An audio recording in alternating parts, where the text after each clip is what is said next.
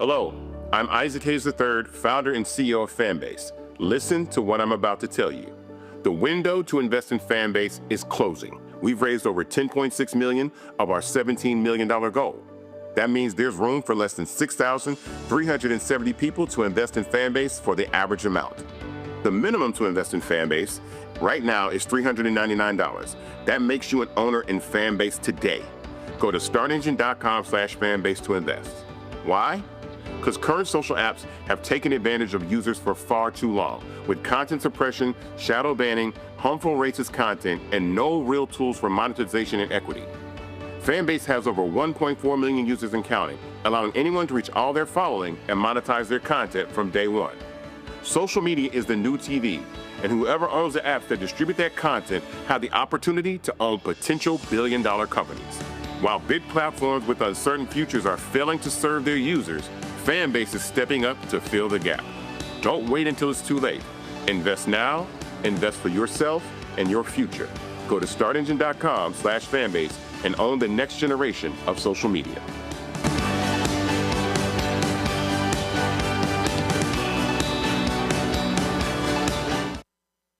Folks, Black Star Network is here. Oh, no punches! I'm real revolutionary right now. Support this man, Black Media. He makes sure that our stories are told.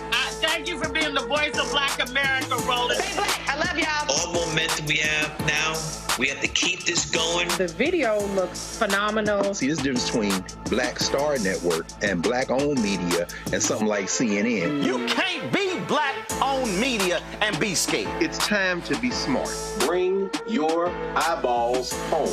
You dig?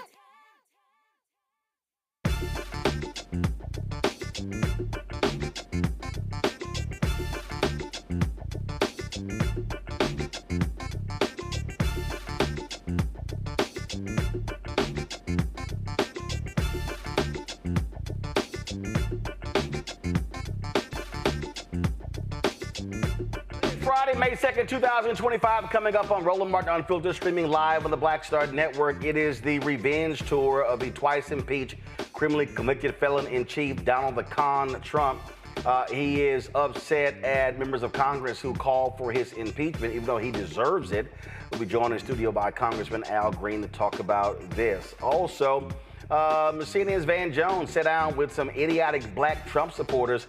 Where do I show you the stupidity that they uttered during that interview? Also, Senator Raphael Warnock rips the first 100 days of Donald Trump. We'll have that for you as well. Plus, in tonight's edition of the Crockett Chronicles, Congresswoman Jasmine Crockett breaks down why the federal MAGA budget cuts will hurt many Americans. Also, we'll have part two of my conversation about how what happened with Shadur Sanders is not racist, but it's racial. We'll talk with the co-founder of Urban Edge Network, who will tell us about what he had to deal with in corporate America. Folks, it's time to bring the funk. I'm Roland Martin Unfiltered on the Black Star Network. Let's go. He's got it. Whatever the miss, he's on it. Whatever it is, he's got the scoop, the fact, the find. And when it breaks, he's right on time and it's rolling. Best believe he's knowing. Putting it down from sports to news to politics. With entertainment just for kicks, he's rolling. Yeah, it's on go, roll, y'all. Yeah, it's Roland Martin.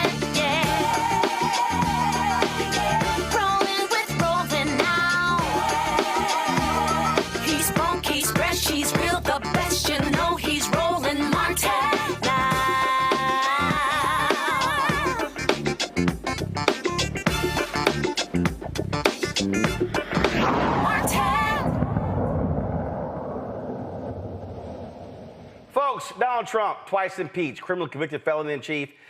He is attacking anyone and everyone. This is all about a revenge tour. That's what it boils down to. So now this idiot says Republicans should consider expelling Democrats pushing impeachment efforts against him. Okay, in his latest social media tirade, he came after Michigan Democratic Congressman Sri Banadir, who introduced an impeachment resolution citing a sweeping abuse of power, flagrant violations of the Constitution, and acts of tyranny that undermine American democracy and threaten the rule of law. Well, this is what the con man had to say about that. So pull the tweet up, and you'll see this here. Well, first of all, it's going to be hard for y'all to see that tweet, guys. We should have put that in our graphic. It's hard to see that, y'all. And so it's just all kind of craziness in here. He says the Democrats are really out of control. They have lost everything, especially their minds. These radical left lunatics are into the impeachment thing again. They have already gotten two no-name, little-respected congressmen, total whack jobs, both throwing the impeachment of Donald J. Trump around for about the 220th time, even though they have no idea for what I would be impeached. Actually, they do. Maybe it should be for cleaning up the mess that they left us on the border, or the highest inflation in our country's history, or perhaps it should be the incompetent withdrawal from Afghanistan, or Russia, Ukraine, or the attack of Israel on October 7th. It only proceeded because they allowed Iran to regain great wealth. These congressmen stated that they didn't know why they would impeach me, but we just want to do it. The Republicans should start to think about expelling them from Congress for all of the crimes that they have committed, especially around election time. These are very dishonest people that won't let our country heal. Why do we allow them to continuously use impeachment as a weapon against the president of the United States, who by all accounts is working hard to save our country? That's laughable. It's the same playbook that they used the first term. And it's a whole bunch of other stuff that he just goes on to say, blah, blah, blah, blah, blah, blah, blah, blah, blah, blah. And that's what he does over and over and over and over and over. Okay, he called lowlifes, he called Shifty Adam Schiff, and all this sort of stuff like this here. So joining us right now is Congressman Al Green. You've been quite vocal, Fred, about Donald Trump and his actions needing to be impeached. Just the latest salvo. I mean, we're dealing with a completely unhinged individual. He's desperate. He's entirely desperate, and he has no guardrails. You've seen what Judge Ketanji Brown Jackson said. She's in fear of the judiciary having some concerns, and she's encouraging her colleagues to have the courage to stand for justice. This man who has been convicted, as indicated, 34 times, twice impeached, desires to be a dictator. In fact, I contend that he has already crossed that line. When you defy orders of the Supreme Court of the United States of America, you're there. But there are those in the country who would have us believe that there has to be a constitutional crisis before you can engage in impeachment. They would want us to wait until the tanks are rolling into major cities and taking over capitals. This is our time to deal with it before we get to a point of no return. I believe that impeachment is imminent. I believe that is necessary. I pray that my colleagues will see the same. But whether they do or not, I will introduce articles of impeachment. They will be read on the floor of the Congress of the United States of America for all the world to know why Donald John Conman Trump should be impeached. I mean, here's what's crazy. He gave an interview the other day with Terry Moran of ABC, where he literally said he doesn't necessarily have to follow the Constitution. That's right. Says it. Yes, he has confessed there, but he also had this meeting in the White House with the president of El Salvador, and at that time, he and a number of his key cabinet officials, they went on to talk about how the man's an illegal alien and how he's a member of some sort of crime, a gang. But here's the point. It doesn't matter what he's done. In this country, you're entitled to due process of the law. Doesn't matter what you've done that violates the law. You still have that right to say, hey, you got the wrong person. Hey, this is something else, and I'm not associated with that. He never had that opportunity. But it's not about him as much as it is about you and what can happen to you if we allow this to happen to him. If it can happen to one person, it can happen to another. And if it can happen to another, it can happen to me and possibly you. We talk about lack of due process. We talk about just him cutting, we just saw last night, issues an executive order. He just can't cut the corporate or public broadcasting. I mean, he thinks he can do whatever the hell he wants to do. Well, he is now governing by executive order. That's what it is. And each of these executive orders will have to be appealed, they'll have to be litigated, and it takes time to do this. In the meantime, he is now having his executive orders fulfilled. And then we have to come back and people have to be rehired. He is disrupting the lives of the American people. But more important than this, my dear brother, he is inculcating fear into our society. There are people who are afraid to take him on. Well, I'm not. I'm going to take him on. Mr. President, I'm coming for you. I'm coming for you. I will not be intimidated. I'm going to bring articles of impeachment against you. Well, on that particular point, you've got people who are afraid. There are people who are afraid to protest. They're afraid they might get, called a terrorist. And you can't just let this guy get away with whatever he wants. There has to be accountability. He has to be challenged. When he won't obey the orders of the court, right, and when the Republican-controlled Congress will not take up its constitutional mandates against him, that only leaves Democrats. And Democrats can do what they may. I'm a liberated Democrat, unbought, unbossed, unafraid. I have said that I will impeach. I will say it again. He will be impeached. But let me add this. People of the country, understand this. When this man crosses the line and fulfills his desire to be a full-time dictator, he's a part-time tin-horn dictator now. But when he fulfills his desire to be a full-time dictator, it will be too late. You don't wait until there's a constitutional crisis, and you don't have to have one to impeach, and you don't wait until there is a dictatorship. You do this to prevent the dictatorship. You do this is the patriotic thing to do for a person who wants to stand for liberty and justice for all. Again, it's just crazy what we're seeing, and you're dealing with someone who's completely unhinged. And then this creation of a Department of Government Efficiency that is not even a real department, allowing individuals who are not properly vetted, who have not been, who have no credentials, making these decisions. He's just running roughshod, and frankly, Republicans are saying nothing, doing nothing, not even holding him accountable. They are truly pathetic in how they are dealing with this. Absolutely. And you are eminently correct. DOJ, the department, well, presidents don't create departments.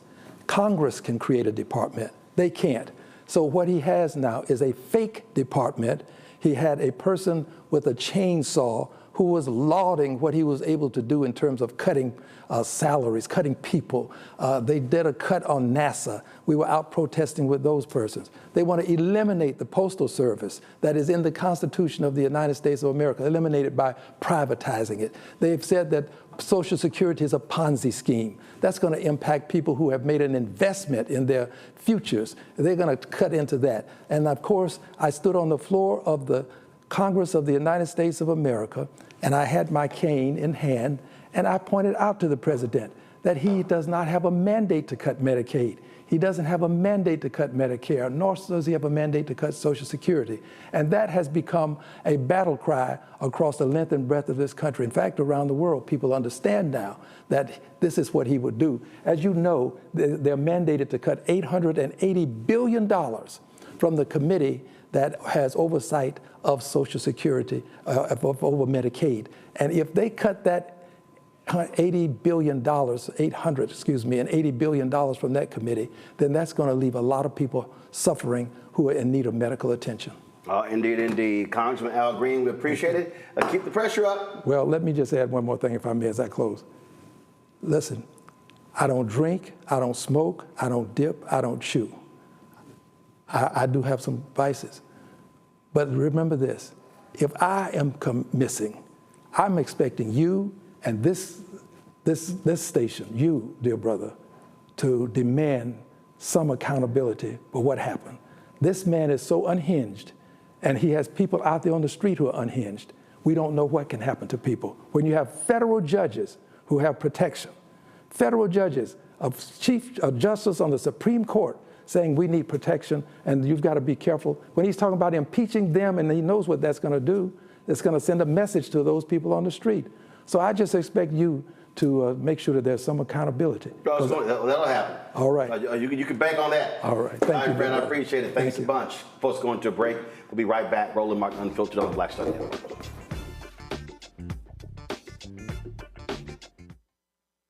Next on the Black Table with me, Greg Carr, we look at one of the most influential and prominent Black Americans of the 20th century.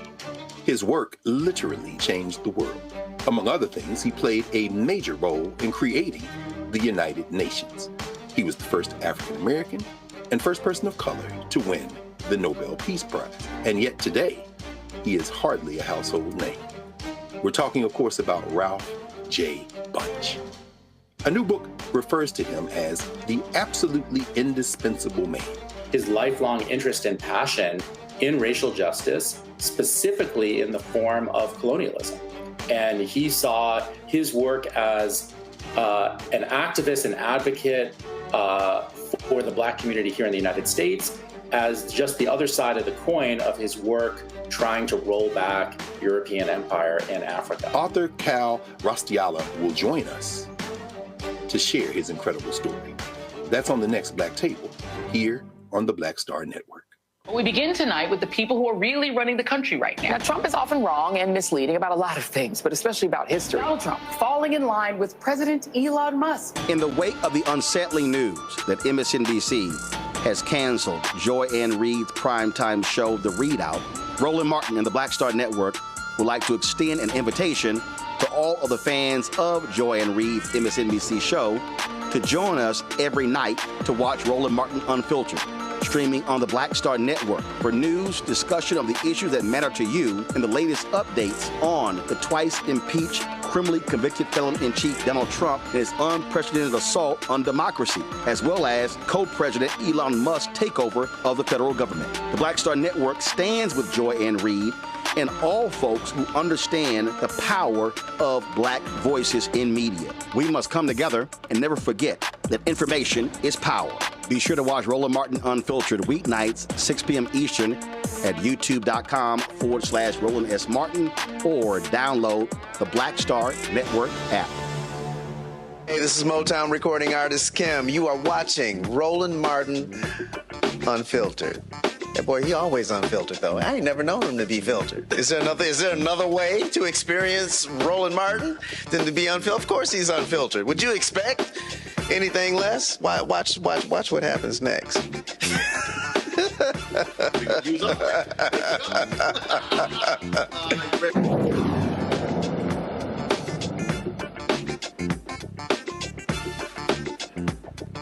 All right, folks, welcome back to the show. Let's continue our conversation with our panel, because I'm telling you, what we are witnessing is just shameful and despicable. Dr. Zachary Kirk, educator and content creator out of Atlanta. Morgan Harper, director of policy and advocacy, American Economic Liberties Project out of Columbus, Ohio. John Jackson, a U.S. Marine vet and former Democratic strategist. Glad to have all three of you here. Zach, I'm going to start with you. I mean, the thing here is this here. This idiot said, I want to be a dictator. Then he goes, oh, only on the first day.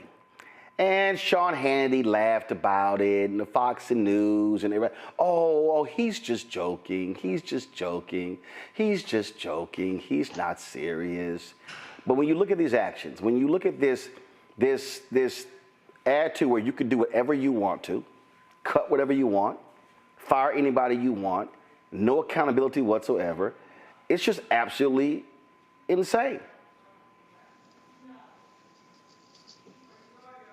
Zachary, I think you're on mute. It is insane. And not only is it insane, this man is being enabled by the only levers of constitutional power that can reel him in. We have a Congress that is refusing to act, and we have a Supreme Court that has that's refusing to act, and that's allowing him to run amok and drive our country into the ground. He is taking power, usurping powers that have never been granted and given to a president. This is the United States. This is a country of no kings. Yet we have someone trying to be that. We are in a constitutional crisis, as House Minority Leader Hakeem Jeffries has said over and over and over. And I just want to say to Congressman Green, I'm so thankful that you brought him here, that he was able to address the American people, because the members of our CBC have gone above and beyond in regards to their work in sounding the alarm and being on the front lines. Where are the rest of the members of Congress? We have an entire party, the Republicans, who are enabling this and making sure that his authoritarian dictatorship takes place. We need to see some conscience in the Congress that goes beyond our CBC. These people we elected these people to do a job, and now it's time for them to do it. Our country and our democracy depends on it. Yeah, but they're not going to listen. They're not going to do it because this is about power. I keep telling everybody this. This is about power. It's control. Morgan, that's what it boils down to. They're not going to do anything. Yeah, I mean, I think at this point it's pretty clear that for a lot of Republicans in Congress, all of this is pretty baked in. All of this being, Trump, a lot of his moves in trying to consolidate power in the executive branch. I mean, I'll give a real specific example. We saw that Trump went ahead and fired 2 of the Democratic federal trade commissioners, and that's a bipartisan independent commission. It wasn't just the FTC. He tried to do it at the National Labor Relations Board as well. He's trying to do it everywhere because there's consolidating power, like you're saying, Roland. And we didn't hear a peep from any Republican member of Congress. And what's even more hilarious if you want to call it that, but it's all disturbing, so not really that funny at all. But the Republican chair of the Federal Trade Commission, just a day before, had given a whole talk in public in Washington, D.C. about how important it is for the American democracy to have bipartisan commissions and registered dissent from a person of a different party if they don't agree with where the majority is going. And then the next day, Trump goes ahead and fires those commissioners. And what does this guy say, the chair of the commission? Cool, rubber stamp. We just proceed with our work. Well done, President. So, I think if you are a Republican member of Congress at this point, if you are a Republican appointee in a position in government, you are not at all likely to be somebody that is about to say anything that's happening out of the White House is problematic. In fact, quite the opposite. I think if you want to both keep your appointment and also get reelected to Congress, I think the game that's being played here is you got to just fall in line and pretty much co-sign on anything that's happening. John, I'm very clear.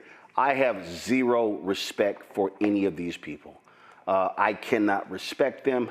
I can't listen to anything that comes out of their mouths.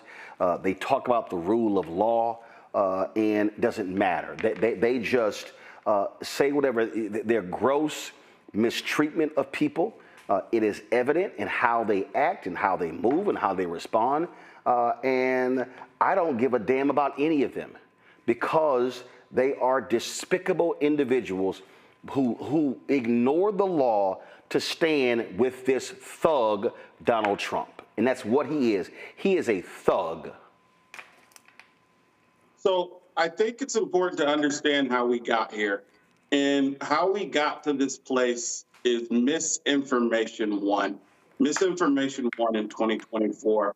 For those who were on the fence, maybe not hardcore MAGAs who decided to vote for Trump, for those who decided not to vote and weren't engaged and thought it didn't matter. We had a choice. We could have avoided this. And so a lot of folks are wondering how we go forward. And I want to bring up an example of Roland Martin doing the right thing. I saw Roland Martin on the Patrick Bet-David show, sitting down with right-wingers, holding his own, being attacked, and holding his ground. That's what you're supposed to do. You're supposed to stand up even when it's tough, not be chummy like Gavin Newsom was with Steve Bannon and Charlie Kirk. He did not put out misinformation. We must never miss a chance to dispel the misinformation that got us to this place. A poll recently came out that said 1 in 4 Trump voters is feeling a little bit of regret. And those are probably the more independent people who fell into the misinformation that this guy was actually worth a damn. And so it is very important that you get more folks angry, more folks speaking out. The whole nation should be in protest mode because the only thing that's going to get us out of this situation is the people rising up, being engaged, and the majority of the people of the United States standing up and not tolerating this by their voice and by their.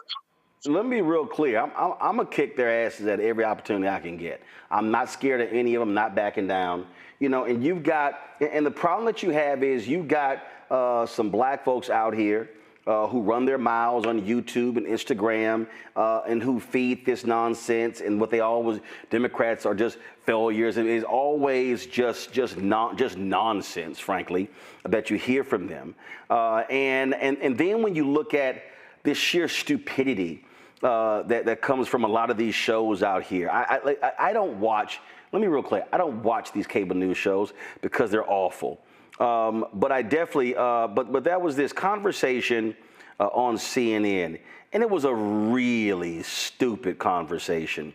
And that was this so-called lefty who I had to, I mean, she's supposedly a progressive, supposedly, who all of a sudden, let's see, what's this idiot's name? Her name is Batya Ungar Sargon, American Jew, author of Bad News and Second Class, okay?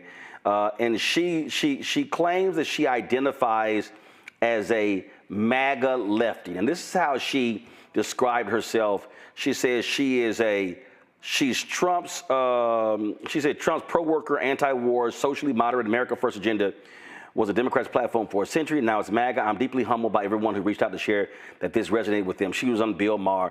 Okay, just so you understand how stupid these people are and the stuff that they say. And they love talking about the Constitution, the Founding Fathers, all this sort of nonsense. I mean, listen to this unhinged nutcase as they are talking about I'm going to get it set up in a second, due process. Let me get it all set up first. But these people, Zachary, they're like the hell with the law. Now, these are supposedly the law and order people, but now it's like, the hell with the law, and they don't care.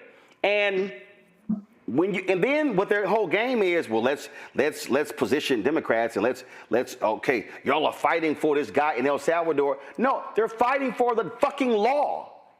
And as black people, we know what failure to get due process looks like. We know what that means.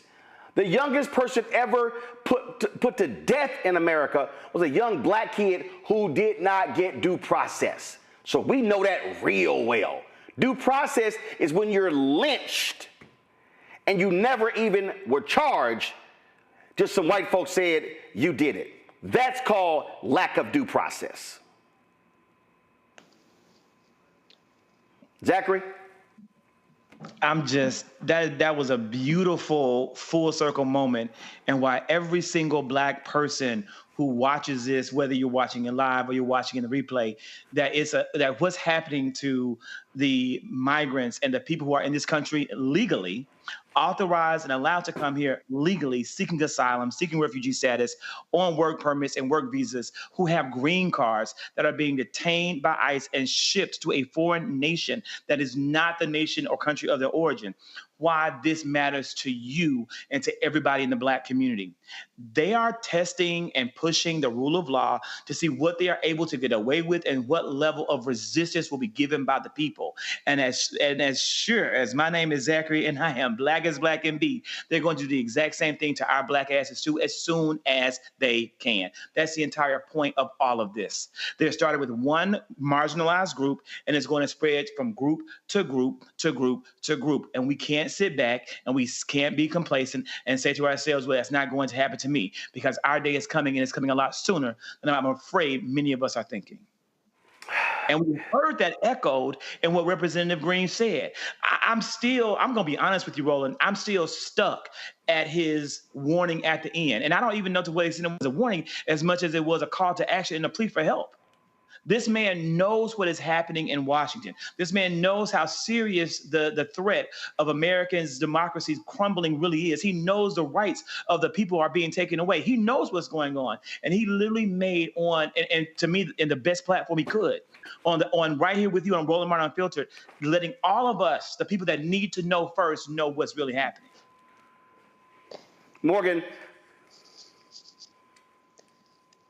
Yeah, so I have a few thoughts. One, completely agree. I mean, I didn't see the clip that you're talking about on Bill Maher, Roland, but if someone is saying that they don't understand why we would care about what's happening to the man who's been deported to El Salvador, I really question your logic, because just has been said by the fellow co-panelists, by you, by Congressman Green, that this is not limited. Once you start violating laws, it can impact anyone, and there can be always a fabricated justification for doing that. So that, completely agree, ridiculous. I guess I want to come back to this idea of people who supported Trump, though it was only because of misinformation, and just make sure we are all a common understanding of what we mean by misinformation. Because in my view, if someone decided to support and vote for President Trump, and they're saying that that was because of some economic motivation, because their life hasn't gotten better, because they don't feel like prior Democratic administrations have delivered for them, I don't think that that's misinformation. Now, maybe they were misguided to think that this administration was going to somehow be better. Maybe so. But just that they don't feel satisfied by what's come before, I don't put that in the category of misinformation. I don't put that in the category of an irrational position to be landing on. And I do think it's very important for us to be honest about that when we do start thinking about what comes next. And if whether it's a member of the CBC or, a Democratic member of Congress that does respect the Constitution, that does want future presidential administrations that are going to uphold and honor the Constitution, if that's the goal, is to get somebody like that elected, then I don't think that we can neglect all these other reasons that people are giving for why they want change and why they are willing to take, what we might categorize as somehow irrational steps to try to get that change, because their lives haven't actually improved. And we've got to talk about that. We got to be honest about that. And we have to find a way to motivate them to either vote differently, or probably even more relevant, to turn out to vote at all, which I'm guessing is a larger category that's going to be relevant for Democratic politicians that are trying to win elections in the future. Those that have opted out of showing up to vote altogether. Oh, I mean, I understand that. I understand that. But I think the point that John was making, and it is a real one, that when you look at the information that is going out, when you look at what is being fed to the public, and then when you begin to understand how people are responding to that, it makes a difference. And I was talking about this, crazy, outlandish, unhinged conversation that was taking place on CNN. And when I was, watching this, I was sitting here going, okay, this is the stuff that people are being fed. what we have to recognize is that, and especially how social media is operating, the algorithm is feeding you the same stuff, and they're purposely doing it. We know for a fact that TikTok changed their algorithm to appease Donald Trump. We see what Elon Musk is doing. When you talk about, I saw something else. I saw this where an engineer at Twitter said Grok, what this is Twitter's AI, whatever, they said was positioned, was augmented to appeal to the right wing. So these things are happening. I'm gonna play for you. I'm trying to find. We'll get this clip ready. I'm gonna play for you. This was Van Jones talking to 3 black Trump voters in North Carolina, and one of them specifically talked about the issue of where he got his information from. Roll it. You do well. And here we are in South Carolina with 3 Trump voters. You weren't always a Republican. No. Actually, I come from a family that was like super Democratic. My first time voting, I voted Democrat. I voted for Joe Biden. What about Trump appealed to you? Am I allowed to cuss? Yeah, you can. I mean, part of it is he's an asshole. I like authenticity. You voted for Obama then you voted for Hillary Clinton in 2016, but 2020 you voted for Donald Trump. What made the change? I began listening to someone, her name is Candace Owens, and I read her book, and it just opened my eyes to maybe he's not this person that I have been led to believe that he was. So you voted against Trump in 2016, Yes. But then in 2020 you voted for him? Absolutely. Why? I saw how things were going during his first term, and I was pleasantly surprised, and I was pleased with what was happening. I saw the economy getting better. I saw country relations in certain countries getting better. What are some things that he's doing that you do like? For me, I like the border. I just don't like the idea of someone coming here illegally and getting benefits that can serve my community. So that's the reason why I support him on that border policy. When you think about the border, you think about people coming here who are getting more help than people who live here and who were born here. Yeah, and I got that perspective not from news channels. I got it from social media. TikTok is like a holy grail. We even see it with the things that we learn about the United States government outside of the United States. People are showing Americans, hey, look at what's going on. Do y'all know that your government is doing this? Have you seen this? Have you looked at it from this perspective? You know, people, when they think about a Trump voter, they usually think about like a white dude with like a red hat on and a pickup truck, and y'all are not that at all. So Donald Trump's team went in, they took down Harriet Tubman's picture for a quick minute. They're trying to like knock out the black museums. What does that have to do with the price of eggs, and how does that impact you? In some ways, it's a slap in the face. In other ways, I don't care. I care more about how I'm going to take care of my children. I don't think the average American cares about that. I know I am sick and tired of seeing black people sit there and complain about something, but not taking action and steps to actually try to change things in an appropriate manner. Under the Trump and Biden administration, they came to certain agreements with police departments to be less brutal toward the black community. Trump has now ended all that. How does that help the black community? I have a lot of issues with police reform and just with how police officers are treated as a whole. My husband is currently going through the process to become a police officer. The amount of hatred that cops get, even the best ones, I think has become a huge problem, because it has been, especially around election times, when it definitely comes out of like, oh no, the cops are bad, the cops hate you because you're black. They're immediately deemed as evil. This man is talking about running for a 3rd term. Now, what do you think about that? The 3rd term, for me, absolutely not. I think it's at the end of these 4 years, it's time to move on. This is a prime example of him trolling people, because people have said, they're like, oh, if he gets in the office, he's gonna be a dictator. He's gonna try to run for a 3rd term. So he's like, okay, y'all think I'm gonna do that? I'm gonna mess with y'all and say this to take y'all out. I thought you loved this man because he's so authentic and he's such a truth teller. But you need to know the difference between somebody trolling somebody, and this is a prime example of him being a troll. If you had to do it all over again, would you vote for Donald Trump again, yes or no? Yes, I would. Now, in the future, I am not a diehard Democrat or diehard Republican. If there were a Democratic candidate who was more aligned for me, then I would vote Democrat. If you go back in time, would you vote for Donald Trump, yes or no? Yes. I think I might know the answer on this next one. She said yes. It's immediately yes. No, I'm sorry.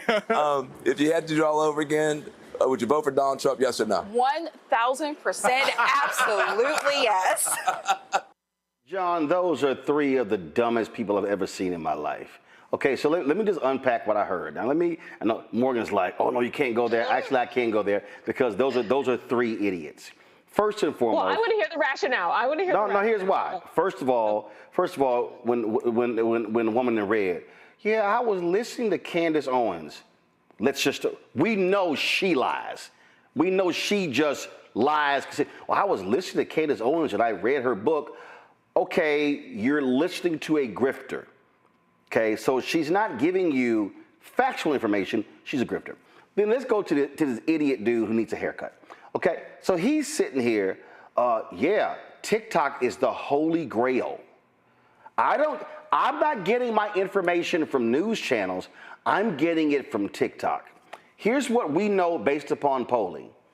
People who got information from news sources voted more so for Harris because they got factual information.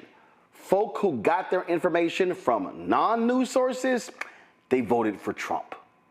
So right there, he's listening to people who don't know what the hell they're talking about. Then, I kind of like it that he's an asshole. Okay.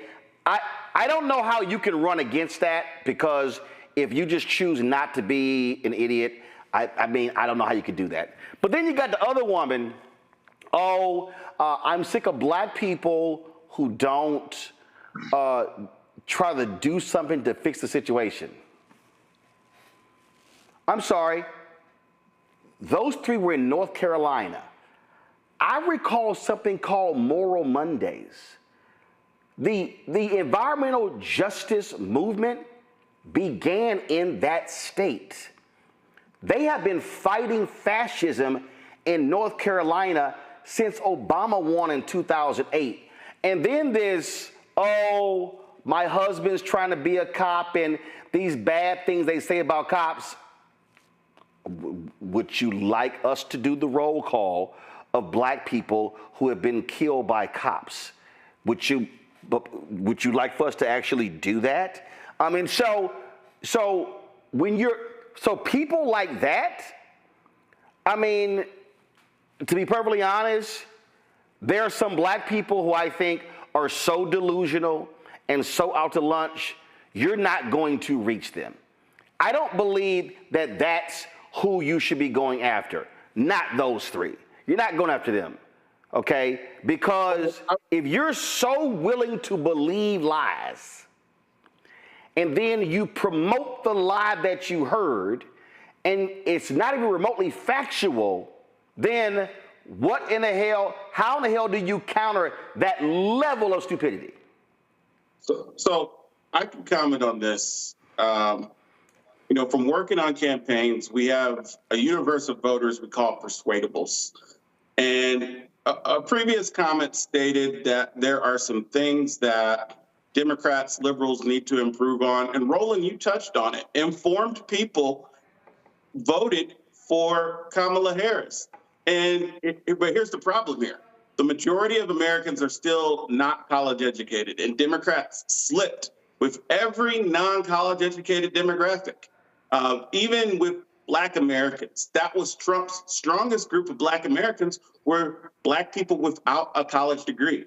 And so I think that part of putting out misinformation is being able to message people who might not be as educated as us, who might not understand things as easily as we do. We've got to learn how to break it down Barney style, as we used to put it in the military.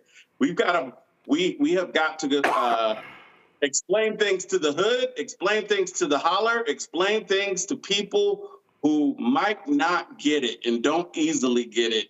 That is going to be the key to saving democracy, because in 2024, it's a fact. You know, no after-action report shows us doing well with people without college degrees, and we've got to figure out a way to stop them from falling into the misinformation rabbit hole. We got to stop these Gen Z men. One of those guys was a Gen Z man. We got to stop these Gen Z men from falling into the misinformation rabbit hole. Well, but I think this is also where, Morgan, when you start breaking down, I mean, you look at the pathetic PAC, Future Forward PAC. 70% of their money was spent on linear television.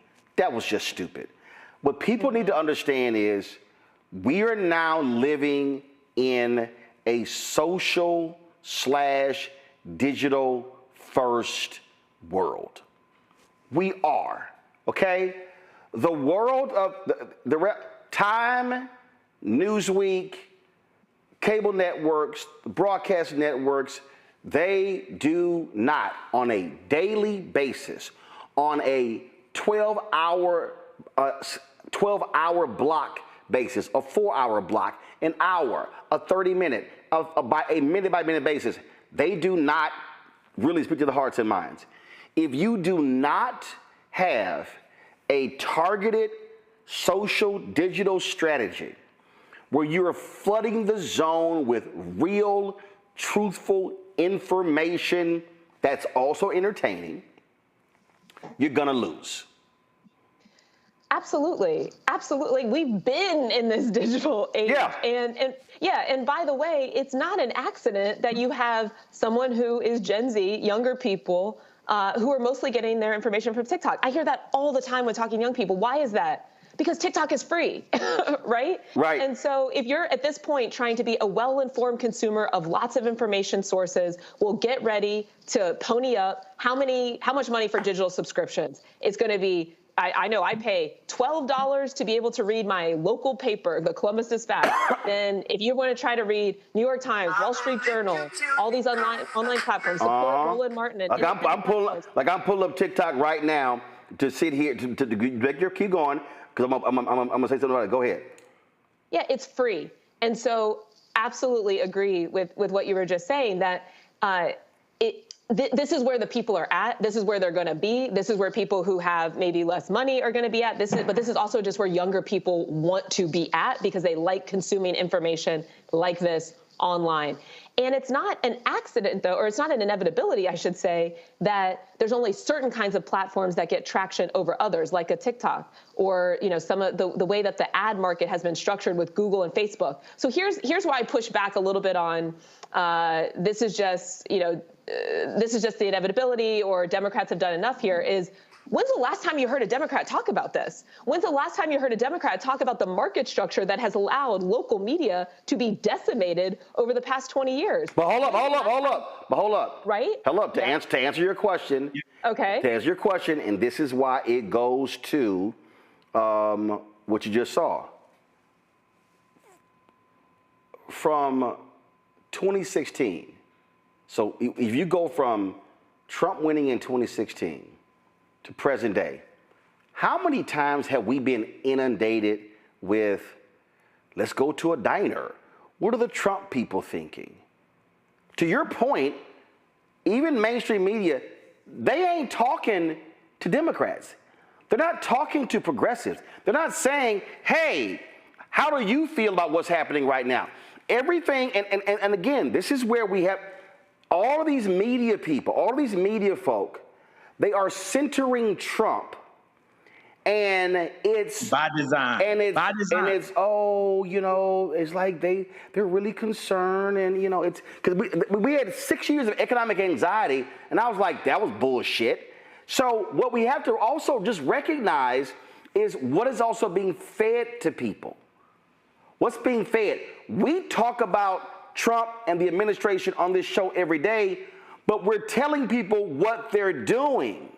I'm not interested in all, like, you heard that woman sit there and go, oh, he's just trolling people about a third term. No, he's not. Well, yeah, that's the one thing I very strongly disagree with. See, but here's the thing, Morgan. But this is my point, though. The problem is every time Trump said some crazy shit, people went, "Oh, he's not serious. Oh, okay, I know he says he's gonna be a dictator. He's not being serious." So we are now back to 2011 of playing footsie and playing games with this guy. I'm telling you, I was at CNN. And I remember one day I was on, and Heidi Phillips was the anchor, and I said, anytime Donald Trump comes on CNN, we should have a crawl at the bottom that says, "This is for entertainment purposes only."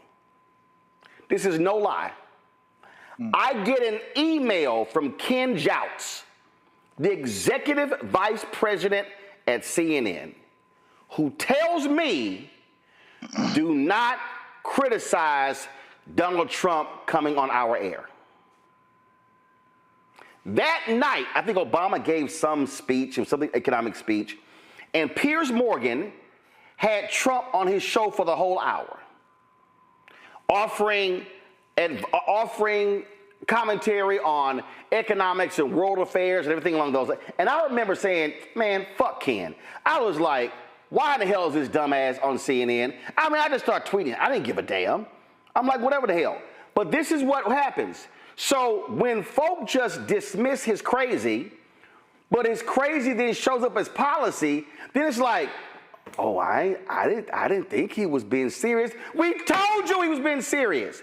And so this is why, and then people say, I remember early on, well, you know, we can't get upset with every little thing he's doing. I'm going, if you give this thug an inch, he's going to take 100 miles. And so I just think Democrats and progressives are still in this, well, what do we do?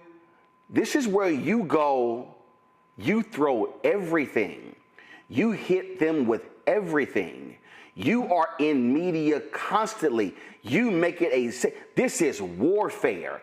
This is information warfare. You do battle 7 days a week. You don't take a day off. That has to be their posture. Otherwise, oh, we don't see y'all saying or doing anything, so I guess what he's doing is okay. But I do want to come back. I agree with that. Hold up, Morgan, go ahead. Okay, just to finish the thought, I do agree with all of that. As we've discussed, all of the constitutional violations, the complete destruction, the infrastructure of government is a huge problem and needs to be called out every single second. I think my point and what the clip was just showing us from those interviews is, but doing that alone is unlikely to be enough if the goal is to get a different kind of president in 4 years. How do we know? Because these people are saying they are not persuaded by that. And these are people that are saying they would vote in different ways. And I want to come back to especially what that guy said about how are my kids' lives improving? So in addition to the critique of all of the bad things that are happening, and this has to be the learning from 2016 over the past 8-9 years now, is what are we filling the void with? What are we saying that we Democrats, right? Okay, right? What's the vision? What's the plan? And if there's not as much time spent on that, then we are very likely to continue repeating the exact same pattern and lose. Well, I don't know who's going. Zachary or John? One of y'all want to say something? Go ahead. I just wanted to add in, Roland. When you said that the Americans are sitting here saying what's not going to happen, or he's just joking, or it's in jest, he's trolling. You know who believed him and took him at his word? Canada. We're sitting here in America when this man talks about annexing Canada, taking over Canada, invading our neighbor to the north.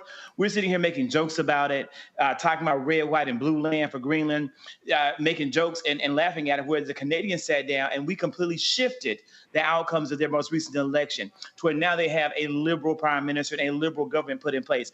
They took the threat of Donald Trump seriously, and we haven't done that. And when we talk about looking at these people that we just saw, that proves and highlights exactly what you just said about the media.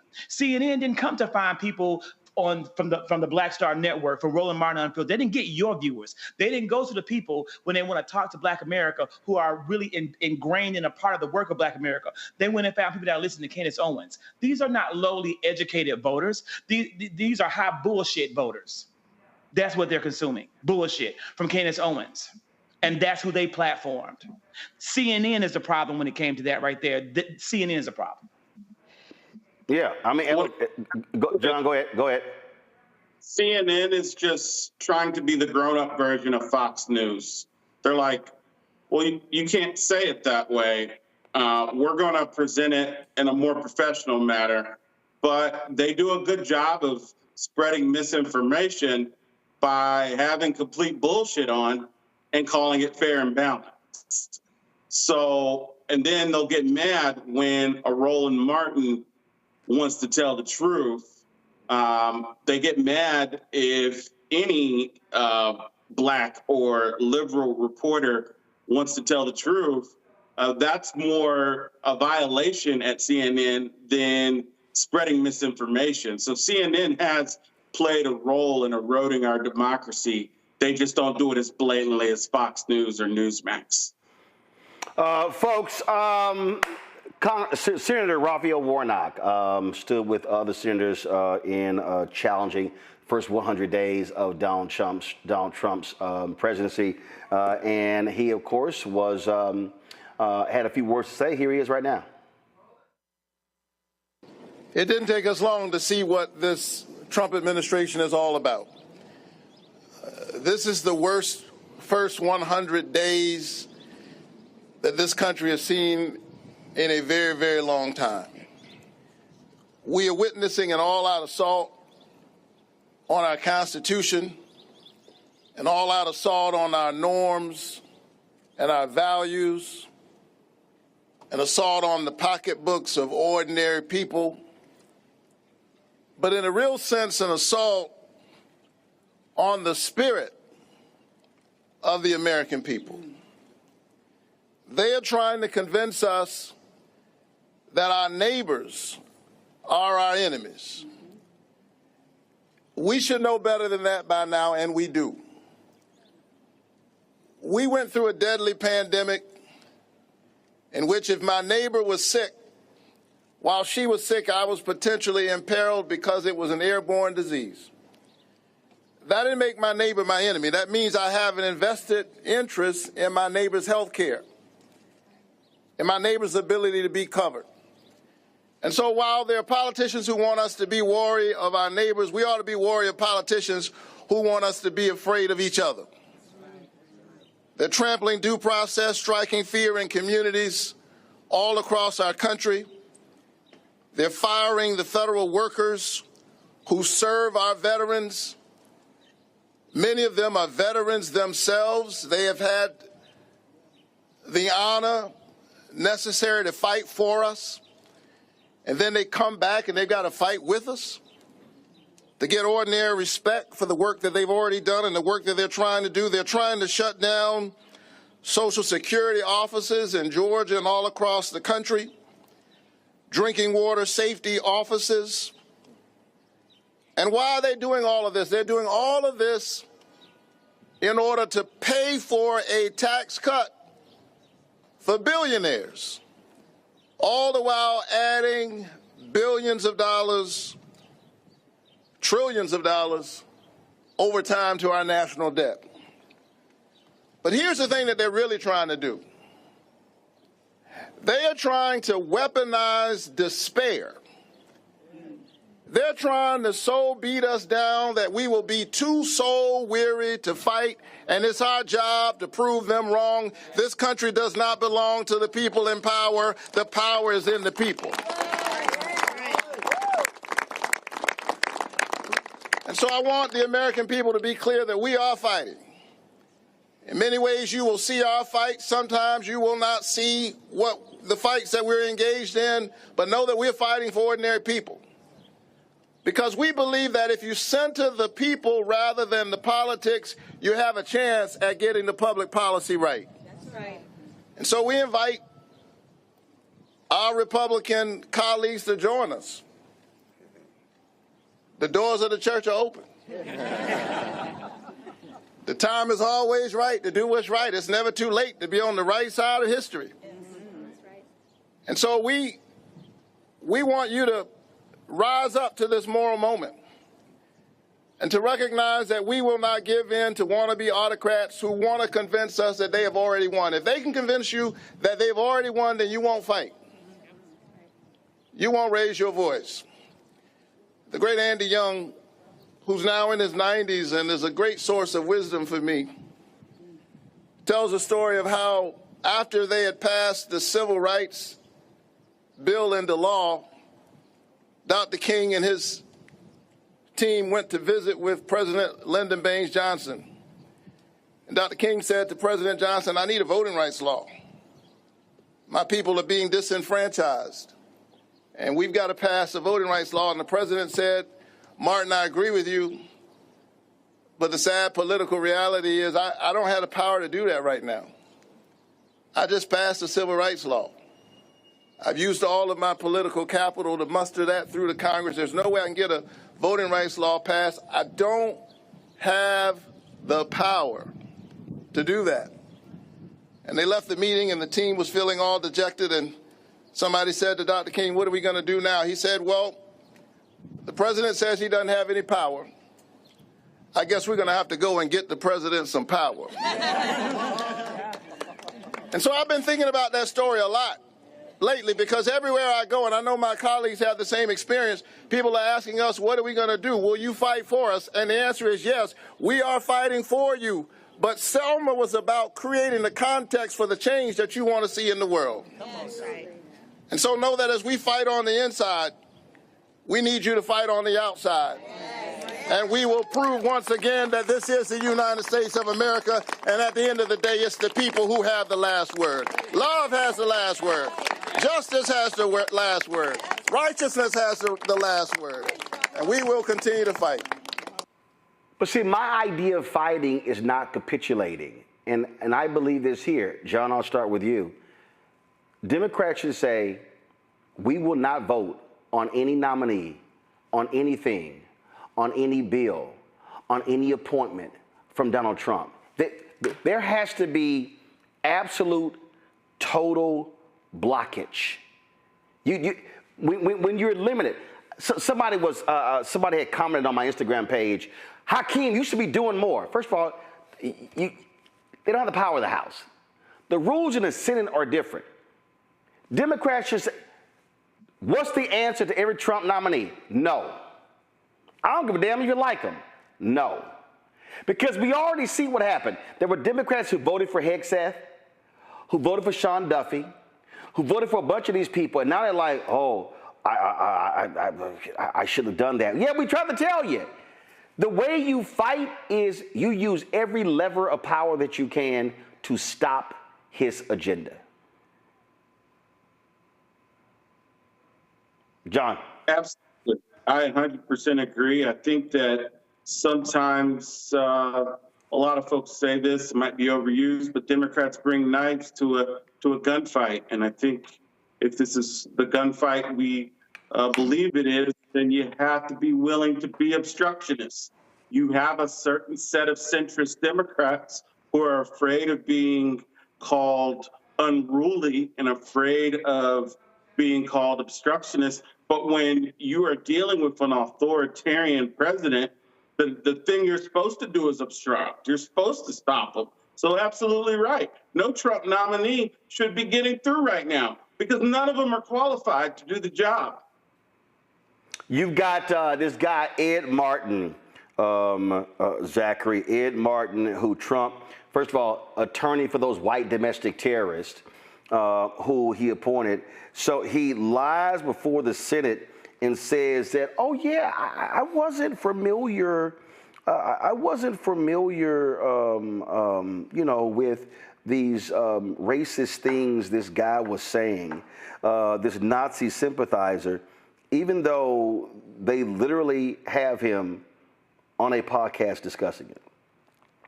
He appeared on 150 times Russian state media. I mean, we can go on and on and on. And so this is the perfect example. Hell no. That nomination ain't moving forward. That's where you put pressure on Chuck Grassley and say, don't even vote on his nomination. You have this is a battle, and you must act like it. And we have got to get, and in the swing states and the swing districts. And we have to put more pressure across the board. Yes, no Democrat can vote yes.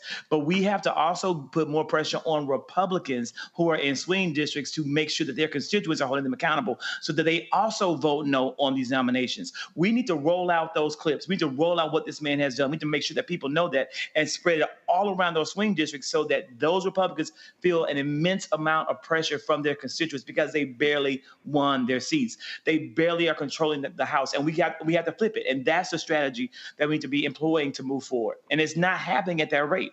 And instead of us getting Republicans to flip, they're getting morons.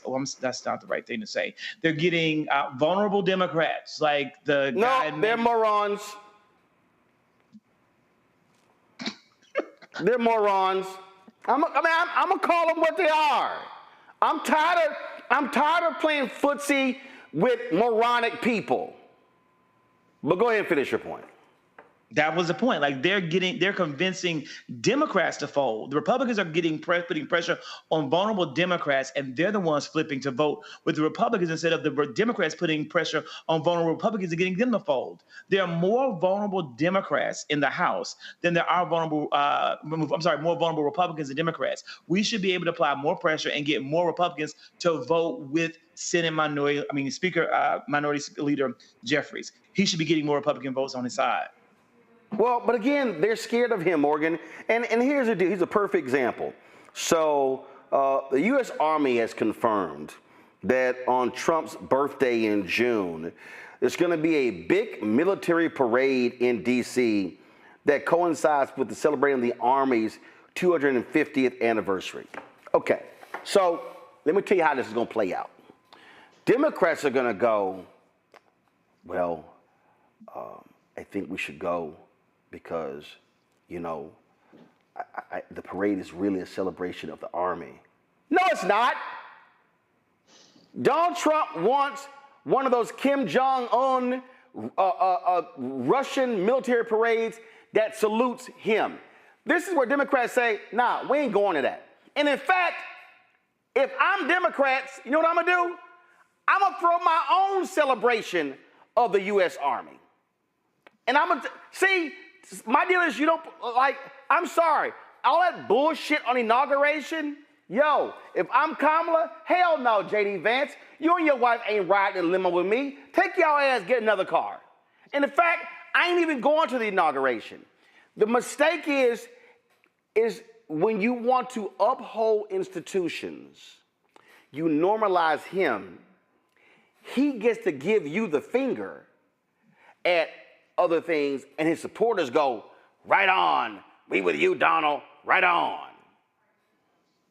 Well, and I think that's my... Hold on, Morgan, go ahead.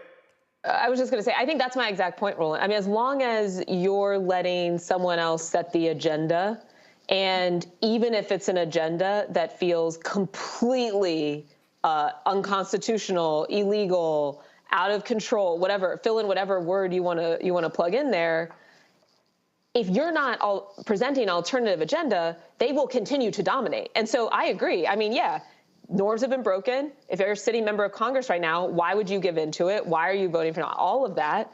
But also, what are you pointing the public to? And I'll just give one concrete example, right?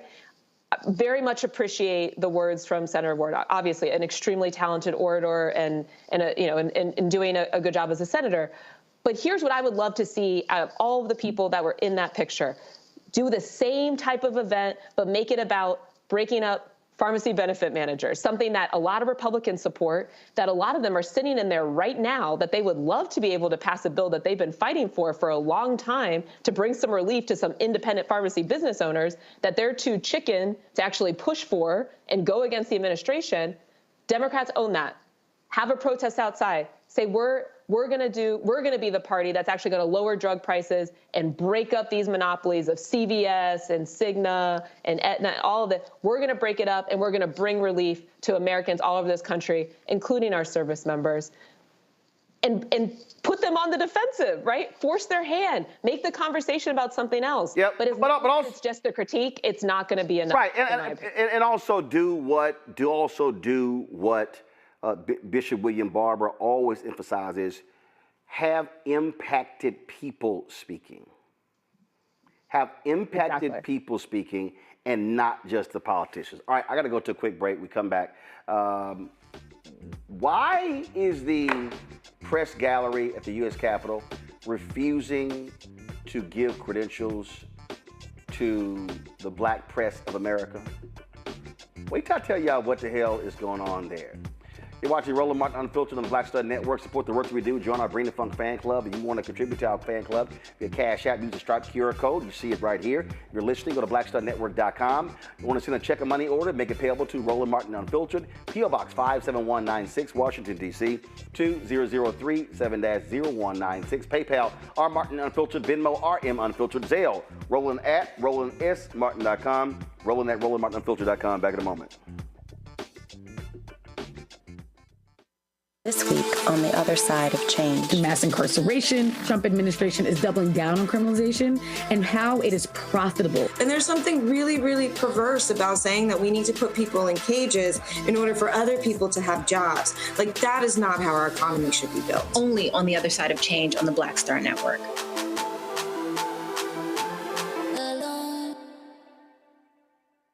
I'm Russell L. Honoré, Lieutenant General, United States Army, retired, and you're watching Roland Martin Unfiltered.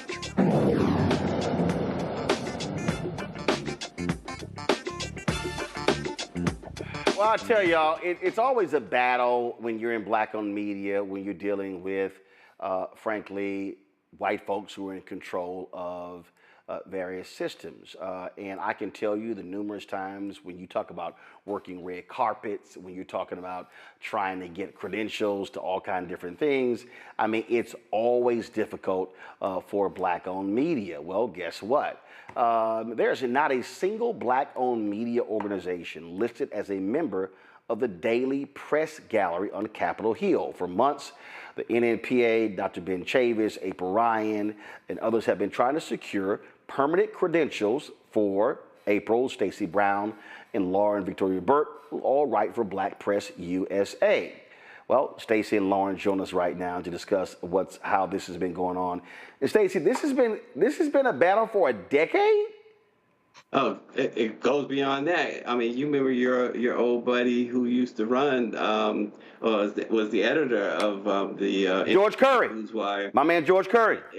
George had this. Even the great George Curry had the same issue, Roland, and it's still an issue. And thank goodness we have fighters like Lauren Burke who's been pushing this issue as much as anybody. So, Lauren, what the hell is the deal? Like why are they?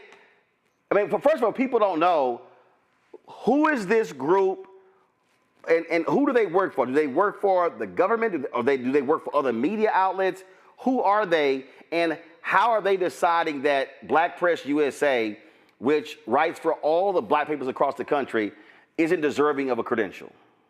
Well, the press galleries rolling on Capitol Hill are staffed, of course, by government employees, and then there's a standing committee of journalists for each gallery that decides on credentials. And so when you apply for credentials, that standing committee, made up, of course, of journalists, make that decision. There's several press galleries, of course, that cover the different forms of media that we have. You have the radio TV gallery, you have the periodical press gallery, you have the daily press gallery, you have the press photographers gallery.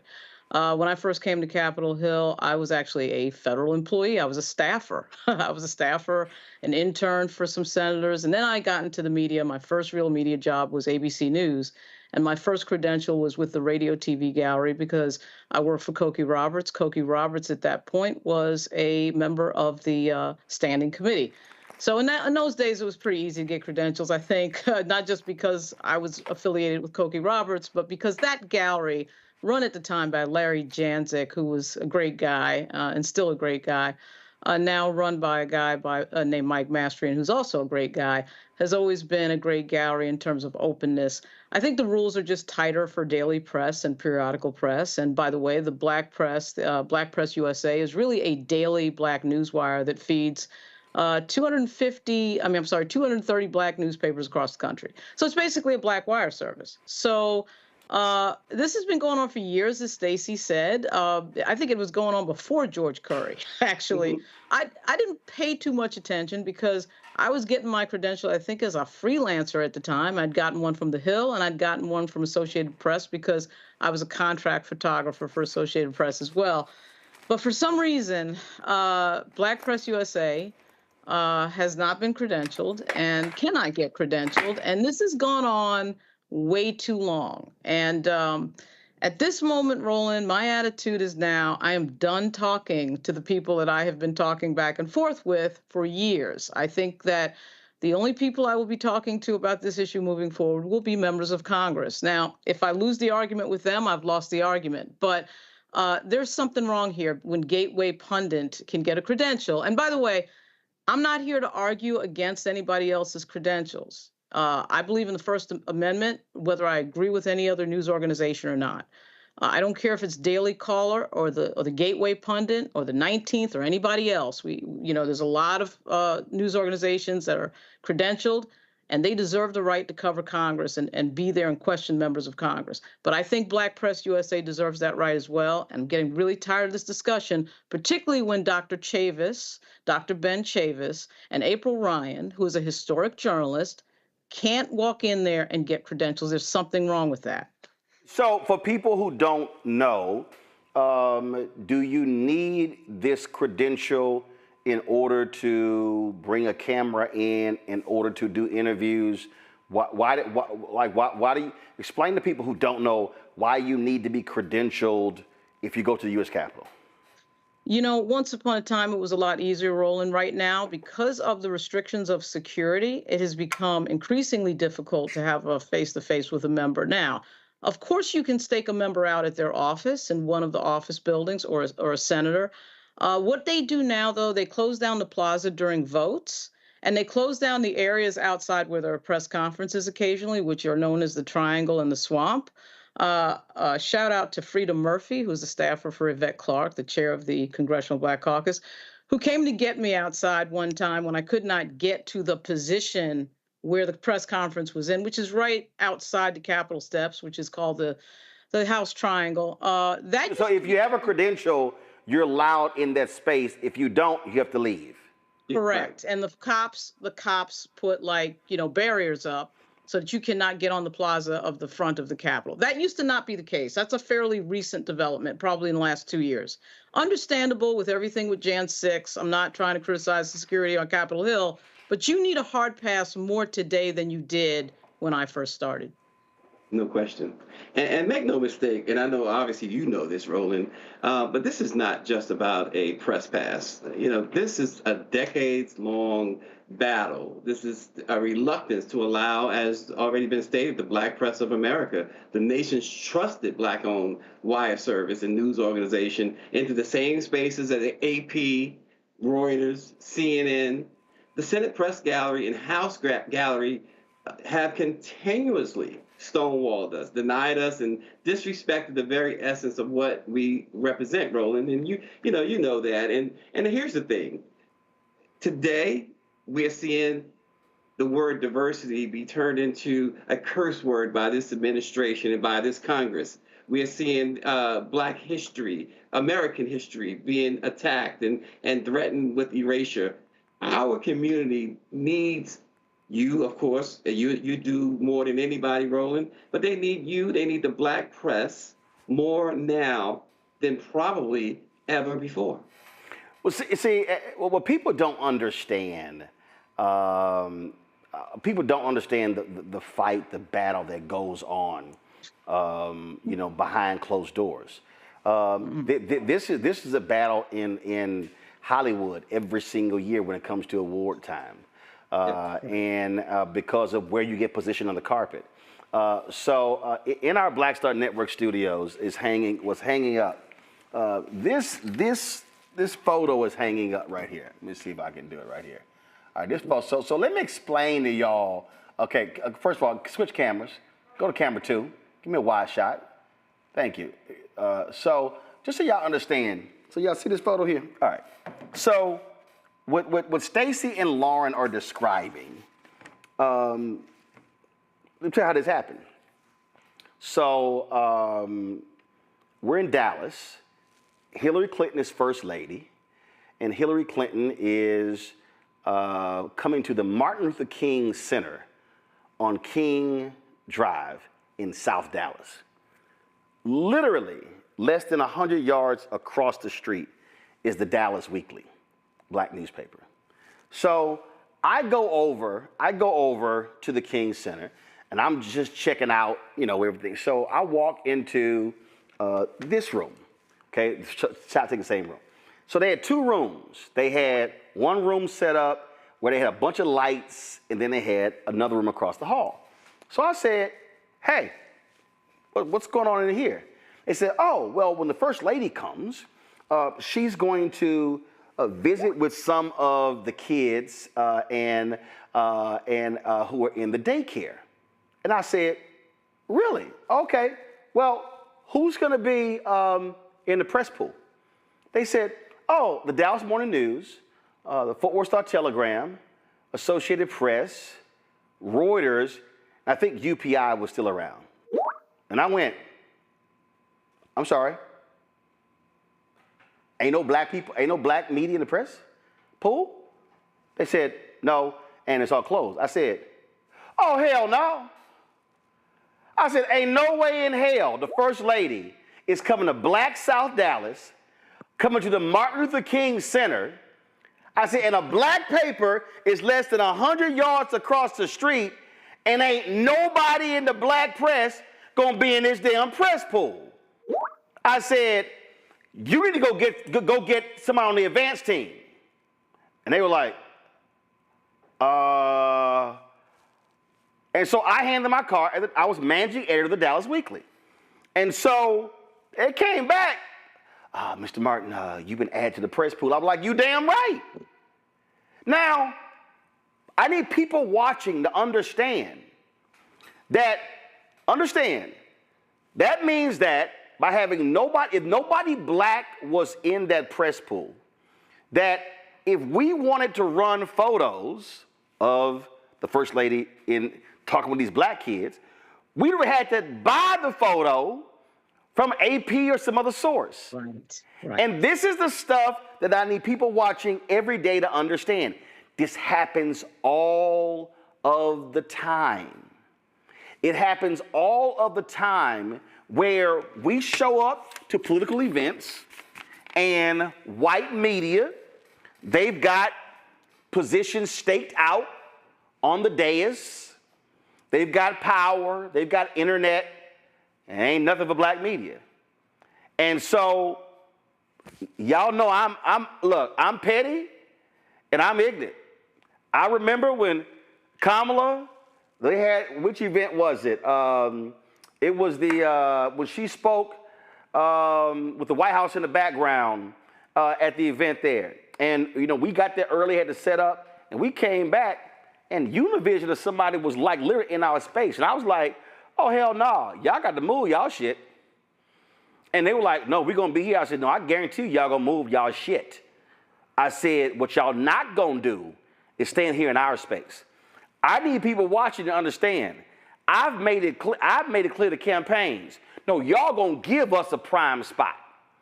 See, people, I'm telling you, the public has no idea the battles that black-owned media has to contend with behind the stages. When you go to the convention, some people have a permanent pass to be on the floor.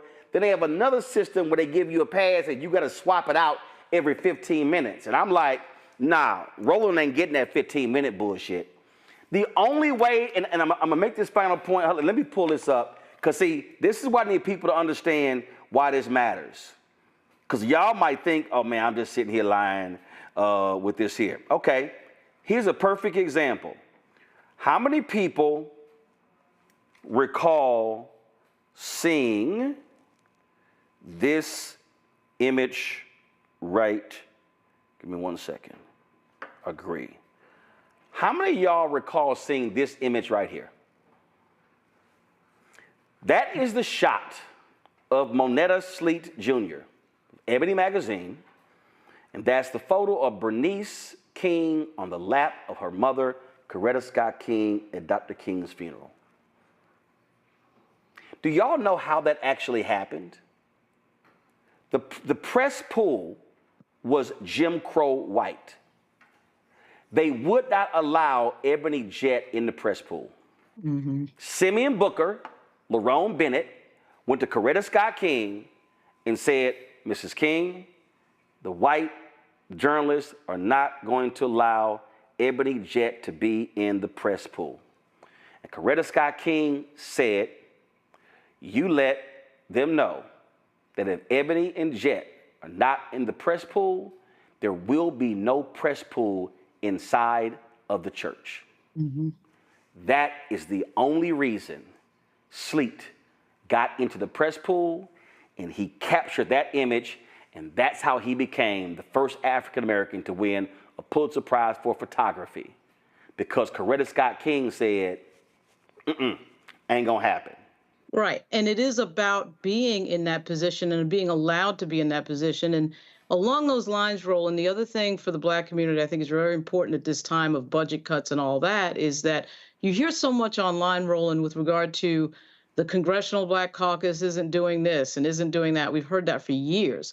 When you don't have Black Press USA in the room to report on what they're doing, there's the false idea that they're not doing anything. Right. But there's no one there to tell the story.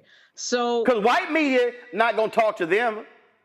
Nope, and that is why we for years have implored the CBC to make sure not only to talk to us, but in a situation like this, Roland, really, quite frankly, they should be stepping up and saying, well, listen, the same way Mrs. King said, if Ebony and Jett is not in here, then no one's going to be in here.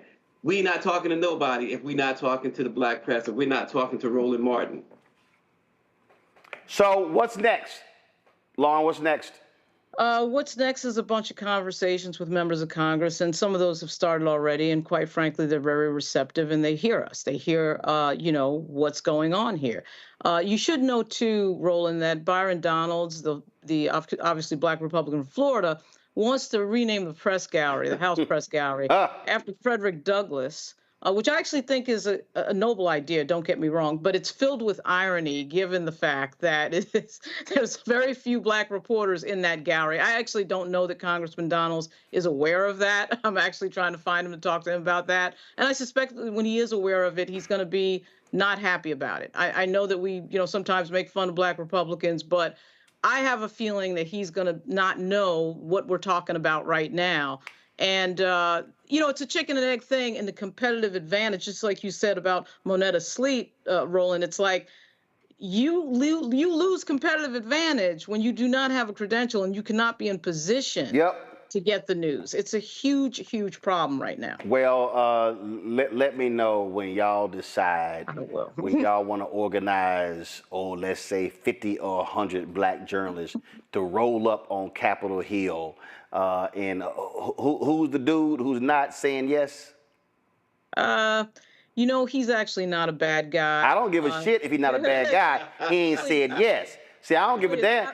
No, I've known him for a while. That's fine. Listen, you can know him for a while, but he ain't said yes. So all I'm saying is, let me know when we need to roll up, like the Halloran brothers in Strictly Business. You're right. I hear you, Roland. There's too many cooks in the kitchen, and that gallery director has a lot of people, that he has to deal with. I'm not saying it's easy. But I get it. I'm saying Black Press USA should have a credential. And what I'm saying is some folk don't respond until they feel some Black heat. I got you. Believe me, I got you. So let me know when y'all send up the bat signal.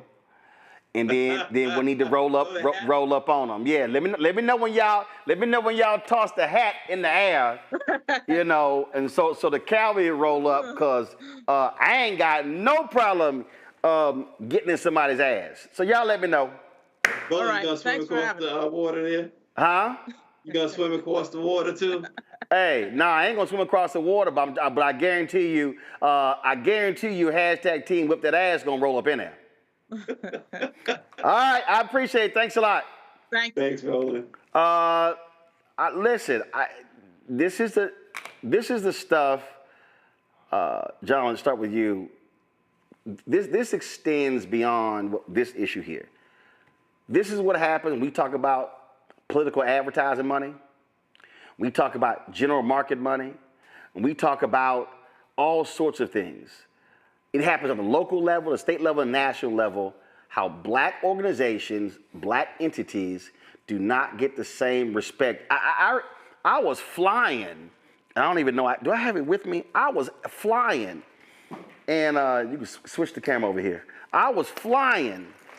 And when you fly and you have a media credential, because we're media, when we check bags, we get to check bags up to, do I have my credential with me?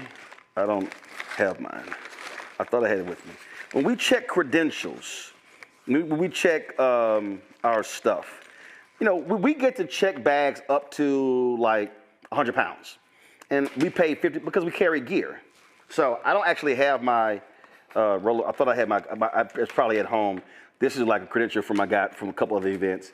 So at the airport, when you check your bags, you show your credential. So I check in United, and homeboy goes, "Oh no, that's not satisfactory." I was like, "Excuse me? What you mean it ain't satisfactory?"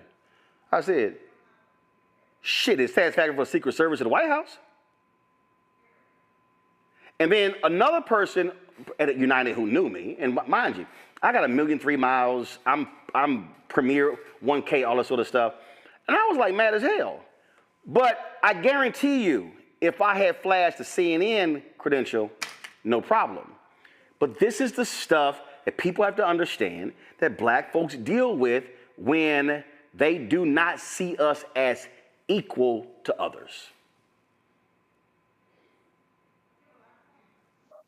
Absolutely. I know. I think that this is a form of institutional racism. You know, the reality is when policies don't allow access to certain groups of people, it is an institutionally, systemically racist policy.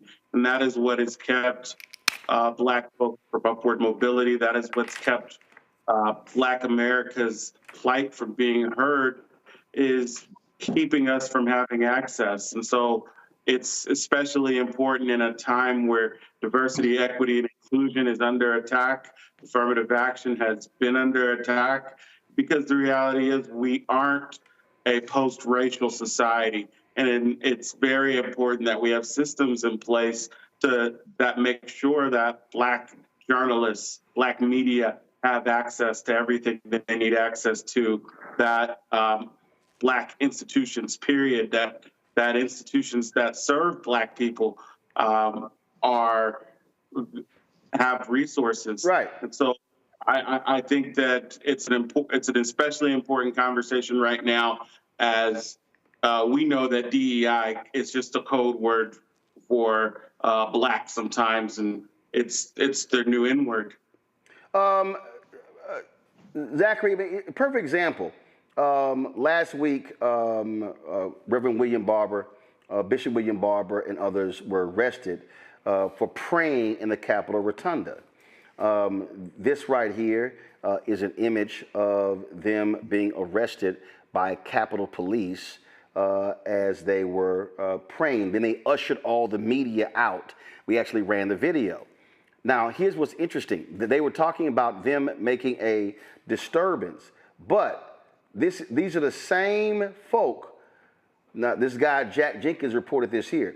2 years ago, when right-wing activist Sean Fuchs held an impromptu evening worship service in the Capitol back in 2023, police occasionally walked in to speak with lawmakers participating, but no one was arrested.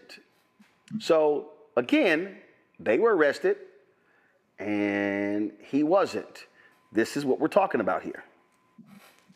Roland, while we have been here, I saw a breaking news alert that the family of Ashley Babbitt, 30 million. Yeah, they're getting our American taxpayer dollars after their daughter went down to the Capitol to participate in the insurrection. A white domestic terrorist was shot because her dumb ass would not obey orders, and Trump is giving her family $30 million of taxpayer money. Of our money, $30 million of our money. And again, may she rest where she rests. But that is what we're dealing with. These people caused an insurrection. Now they've been let off scot-free. And now our president and Republican members of Congress are talking about giving the families restitution. While you're telling me that you're not able to do anything to support the Americans who've gotten education through student loans, while you're telling me you can't do anything for the black people in this country that are owed reparations, but we're going to give insurrectionists restitution, they're going to get money for the insurrection they caused to overthrow the American government and democracy? Well, that's what we have going on in Washington, where these pastors, these ministers can't pray, but the family of Ashley Babbitt gets $30 million. I said over and over again, Morgan, you gotta stand up and fight and make it perfectly clear you're not going to treat us separately as you treat other people. Yeah, and I hope this discussion, these examples we talked about, is an invitation to go big. I mean, truly, it kind of breaks my heart hearing the discussion that it's been years that we've been fighting for this access. It's like, no, when you have power, use it to the maximum effect to impact as many people's lives. Take every fight and just win, deliver. That's what we're seeing happening in this administration. We should be respecting the Constitution, but very aggressively trying to deliver for our people. Indeed. All right, folks, hold tight 1 second. We come back. We talked last night about Shadur Sanders and how maybe what happened to him wasn't racist, but it was racial. And I told y'all in my story, it don't happen. That just not in sports. And so I'm going to talk to a brother who knows this story very well. And it's something that we have to understand that is live and well, especially in the age of all the folks who are attacking DEI. You're watching Roland Martin Unfiltered right here on the Black Star Network. This week on the other side of change. The mass incarceration, Trump administration is doubling down on criminalization, and how it is profitable. And there's something really, really perverse about saying that we need to put people in cages in order for other people to have jobs. Like, that is not how our economy should be built. Only on the other side of change on the Black Star Network. This is Tamala Mann. And this is David Mann. And you're watching Roland Martin Unfiltered.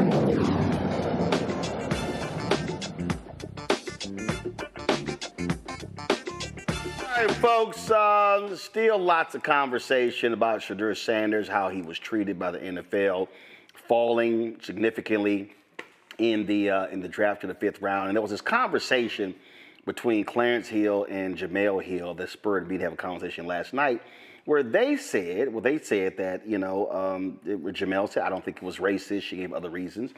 And Clarence said that, a lot of these white NFL execs are not used to dealing with a black athlete who's rich, who's a privilege. And so I talked about that we have to recognize that things happen that they may not be racist, but they are also racial. So I was talking about this last night with my frat brother Todd Brown, co-founder of Urban Edge Network. And he was talking about what he's dealt with his entire career. And I said, well, let's talk about it. So Todd, welcome back to the show. And so it was a lot of people were really surprised by the conversation last night, because they did not fully understand when we talk about how something can be racial but not racist. And we were talking about how individuals, how jobs that you were offered or people you work with, and how white bosses put them on the fast track to success and riches. And here you are, smarter, more talented than them, and frankly got left behind. And they're like, well, you should just be happy with what you got. Yeah, well, Roland, it happened a couple of times. I remember earlier in my career, me and a white contemporary, we both were working together on projects, and we were exchanging contributions, and we were turning our work in and cross-checking it, where he would get an A+ and I would get a B-.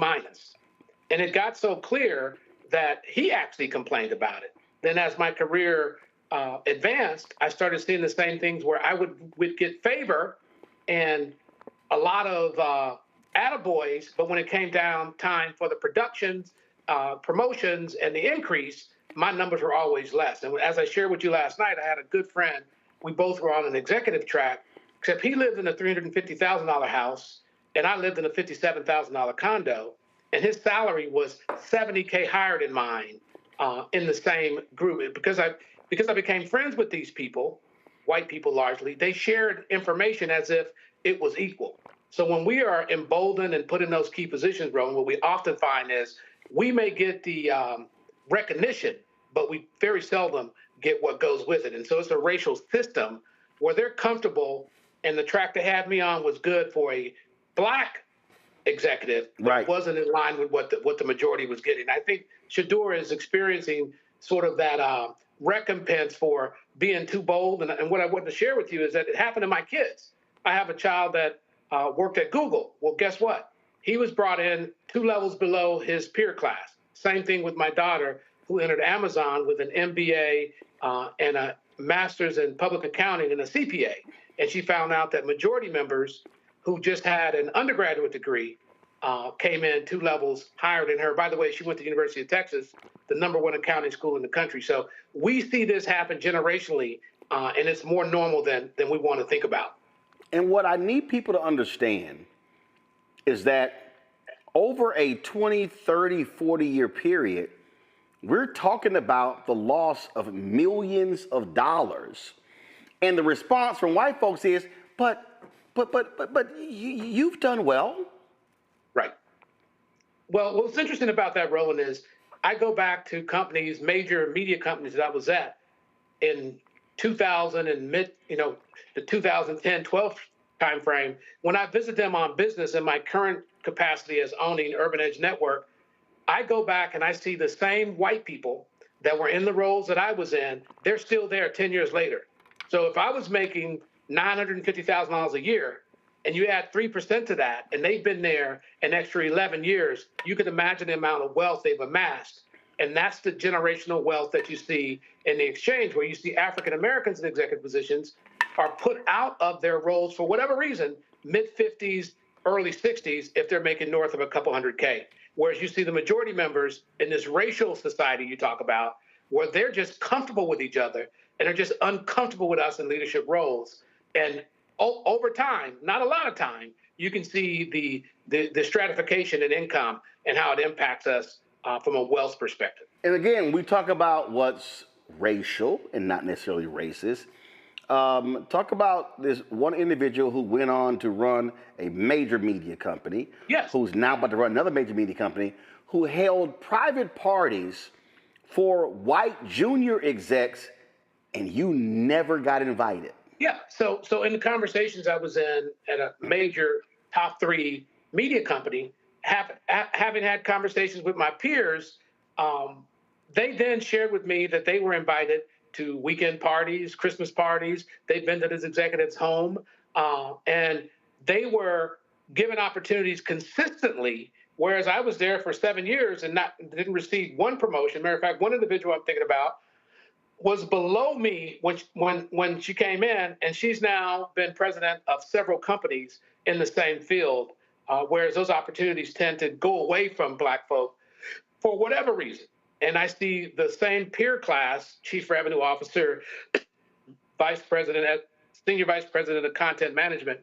When those people are in those roles longer, they're promoted, they're supported, and it's just comfort. I saw the same thing when I was at Viacom in the early 2000s. Most of the people I work with are still in those roles or ascended to tremendously high opportunities. So it starts to be impactful, Roland, because I see individuals, for whatever reason, are comfortable with us not being there. And when we're not there, that means opportunity downstream and upstream, both for our families and for the networks that we tend to open up. So it does have a big impact when you have to be 5th round, when you have 1st round talent. And it is something that consistently happens, and folk don't want to talk about it. And what trips me out is when we are expected to shrink ourselves, to not be as assertive, not be as aggressive, not be as vocal, frankly, not outshine our peers because we make them feel bad. So we have to factor in their fragile white feelings in order for us to possibly move ahead? Well, the sad part for me is I saw it happen again with my kids, where my son, is one of the only people that was hired by Google in sales coming out of Oklahoma University. He came in 1 to 2 levels below his peers, outperformed his peers who were promoted faster, did less impactful work. And then when he received this promotion, it was 2 years later, having overperformed in the role that he was in, which was graded at the same level his higher level peers were. Same thing happened to my daughter when she joined Amazon. They both have since left those companies out of frustration because they have access to what they were rated, like Shador, as a quarterback. They had expectations of what that meant. They went to great schools and they expected to get in there and not be impacted from a merit perspective, but then also downgraded. So now you're a backup quarterback. You're not getting the same number of reps. And then when you perform, it's not seen in the same light. So it is something that is real. You can say it's racist, you can say it's systemic, you can say it's racial, but it happens on a more regular basis than we want to admit. And the gap sustains your entire career unless you do what I've advised my kids to do, which is to take the circuitous path and not wait for a linear promotion within the system that wasn't set up to be fair and honest to them, and make moves and work your way to emancipation and entrepreneurship as soon as you can. Then you're fighting the battles, Roland, that you and I are fighting to try to get supply chain opportunities as opposed to waiting for 1 or 2 individuals within a broken system to recognize us and treat us fairly. Let's go to our panel. Morgan, you first. Well, I really appreciate the discussion and agree with a lot of what has been said. So thanks for sharing your story and of your children. I think this is one of the reasons why, and Roland, we've talked about this, where I think the entire Black community should just automatically be very anti-monopolist. We do not usually benefit from concentrations of power, whether it's in a very, very large corporation like an Amazon or Google. And I completely agree. I mean, being able to strike out, be entrepreneurs, where we have more autonomy to be able to create opportunity for ourselves and also other folks in the community is a great way to go. But we got to make sure we have that runway to grow and scale businesses and really build that wealth. And then the other thing I would say, and I'm just kind of curious, as you're thinking about just what is going on with DEI and just the role that has or hasn't played in fulfilling the promise of bringing more equity to the workplace and kind of like helping us scale up ladders faster within certain work environments. What's your take on what's happening there? Yeah, I've never been an advocate of DEI, or I'm a big proponent of affirmative action. The federal statute that requires them to give us an equal opportunity at what used to be in federal contracting, certainly in corporate environments. DEI has always been a cloak and dagger for Black folks. As you know, 72% of the opportunities in the DEI space went to white women, and north of 90% of the opportunity went to white folks. So we were very seldom benefited from it. It did create some opportunity for consideration.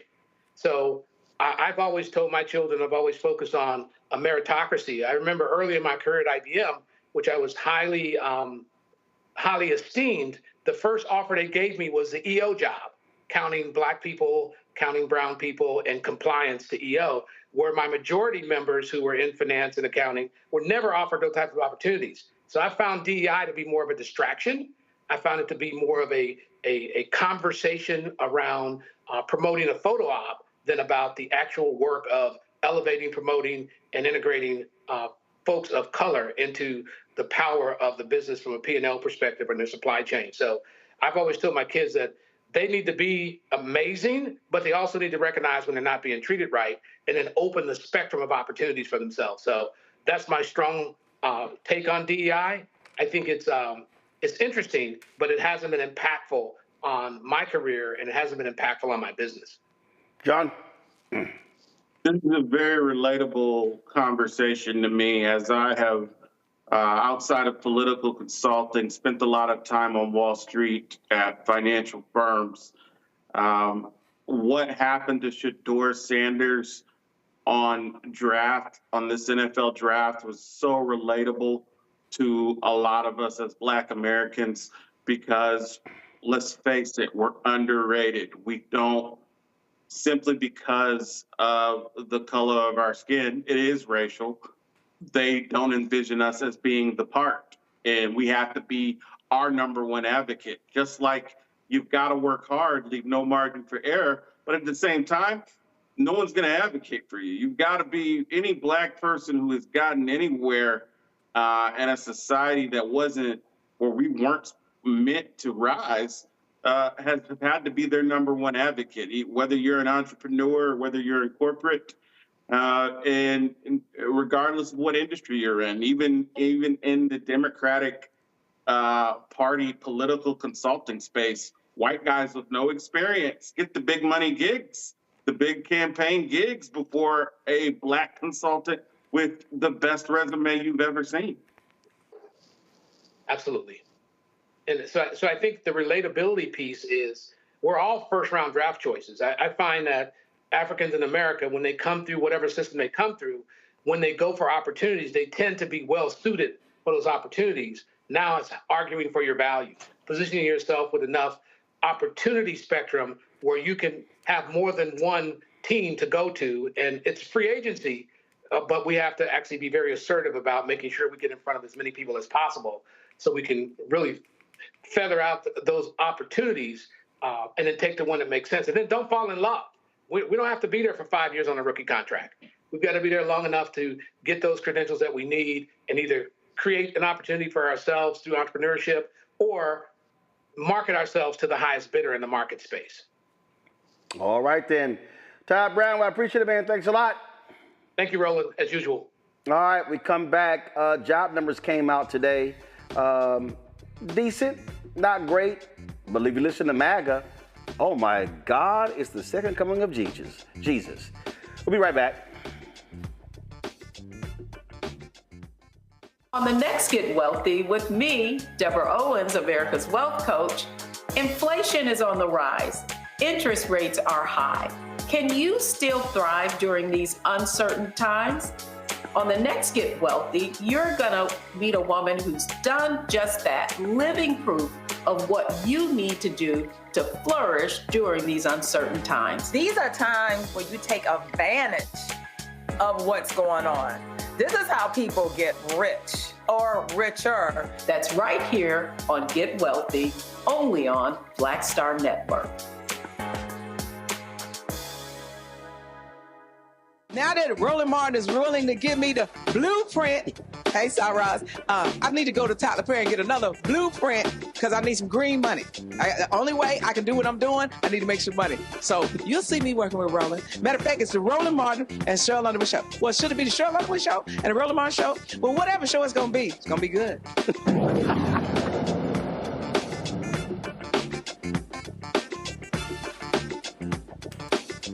Jobs report came out today. Last month, 177,000 jobs were added to the economy. Analysts expected 133,000 jobs to be added, but the Black unemployment rate went up to 6.3%. Overall unemployment rate remained the same at 4.2%. The unemployment rate for Black men went from 6.1% to 5.6%. Black women's unemployment went up a point, 6.1%. Morgan, you look at these numbers every single month. What does it tell us? The name of the game continues to be uncertainty, Roland. I mean, you're right. These are pretty good numbers. These are numbers that are not causing a lot of alarm. But I think the massive elephant in the room is that these numbers are from surveys that were coming pretty much right after the April 2nd tariff day, where Trump put across the board tariffs all over for countries all over the world. And so we're still dealing with what was more or less the prior administration's policies. And as we move forward here, we're going to continue to have to take a look at what is the impact of the very erratic policymaking that's coming out of this administration. And the other thing I would note is, and we're probably going to have to do that on a sector by sector basis. Like, what do I mean by that? It's like each market area. So when we look at where some of the jobs were gained, where some of them were lost, of course, we're seeing some of the losses in government jobs, not surprising, but not as many losses as we're likely to see. One of the things that's not captured in these figures is the folks that are taking these buyouts, for example, from the government, that they're accepting the Doge buyouts, but they're going to be on the payroll, so to speak, for a few more months before they're officially out of the government. That's not getting captured here. We're seeing some growth in areas like warehouse and manufacturing. Some people are speculating, well, that could be because these large companies, knowing that these tariffs were coming and some of the announcements that were starting at the beginning of the year, were just stockpiling and trying to get in as many imports as possible. So then they had to beef up their warehouse capacity. No one really knows what's going on. And so it continues to be a time of great economic uncertainty. I'm sure a lot of people are feeling that. Consumers are starting to adjust some of their spending habits, and we all should be careful as consumers, as small business owners, as people who maybe supply small businesses, because we don't exactly know how the administration's going to land with these so-called deals that they're working out with the tariffs and what the long-term outlook is for the economy overall. But we do know how tariffs have an impact. Apple announced they could lose almost $1 billion in a quarter because of these tariffs, even though they announced record earnings. But again, these companies are increasingly telling the idiot in the Oval Office, trust me, your tariff gamble is wrecking this economy. Yeah, the Apple example is really interesting because the fact that Apple is saying they're going to lose $1 billion, I mean, that is, billion with a B, that is a lot of money. But the fact is, Apple makes a lot of money, right? So this is only 1% of the revenue that they're making, right, in a quarter. And so they had $95.4 billion in revenue this quarter. Exactly. Apple is a huge company. All these big tech companies are the biggest, most profitable companies in the world. And so an Apple can't absorb that hit. It's like you said, it's just 1%. They're making these deals to be able to shift some of their production to India, to Vietnam for the U.S. iPhones that they're going to try to supply here to get around some of the highest tariffs that are hitting China. So an Apple can maneuver, but the companies that come below that, not just the companies that we're seeing the tickers on Wall Street, but think about the mid-market type of businesses. I was just talking to a guy in Cleveland earlier today who owns his own insurance company. One of his good friends owns a lighting company, and they're pretty much facing, it's not clear that we can survive in this environment. I think those are the types of stories that we're likely to continue to hear more of as the tariffs hit these different sectors. John? I think my biggest concern with the tariffs are the cost of goods. The cost of living in this country is off the chain. You have got so many high earners in this country, high earners, who are not doing well economically because the cost of living is literally that high. And so for these tariffs to go through and make everyday life more expensive for Americans, it's just unfathomable right now, and I think it's an economic war on the people, because I myself, I do better than a lot of people, but I think I would hurt significantly if all the goods that stand to increase with these tariffs were to quadruple in price. That's something a lot of Americans can't deal with. And it's Americans of many different class levels. Only the super rich are not going to be hurt by this. Well, but I'm telling you, I keep telling people this is going to get worse.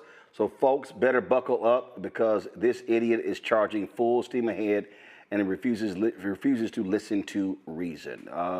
Morgan, John, I appreciate both of y'all being on today's show. Zachary had to leave us a little bit earlier. So thank you so very much for joining us. Great to see you, Roland. Folks, time for the Crockett Chronicles.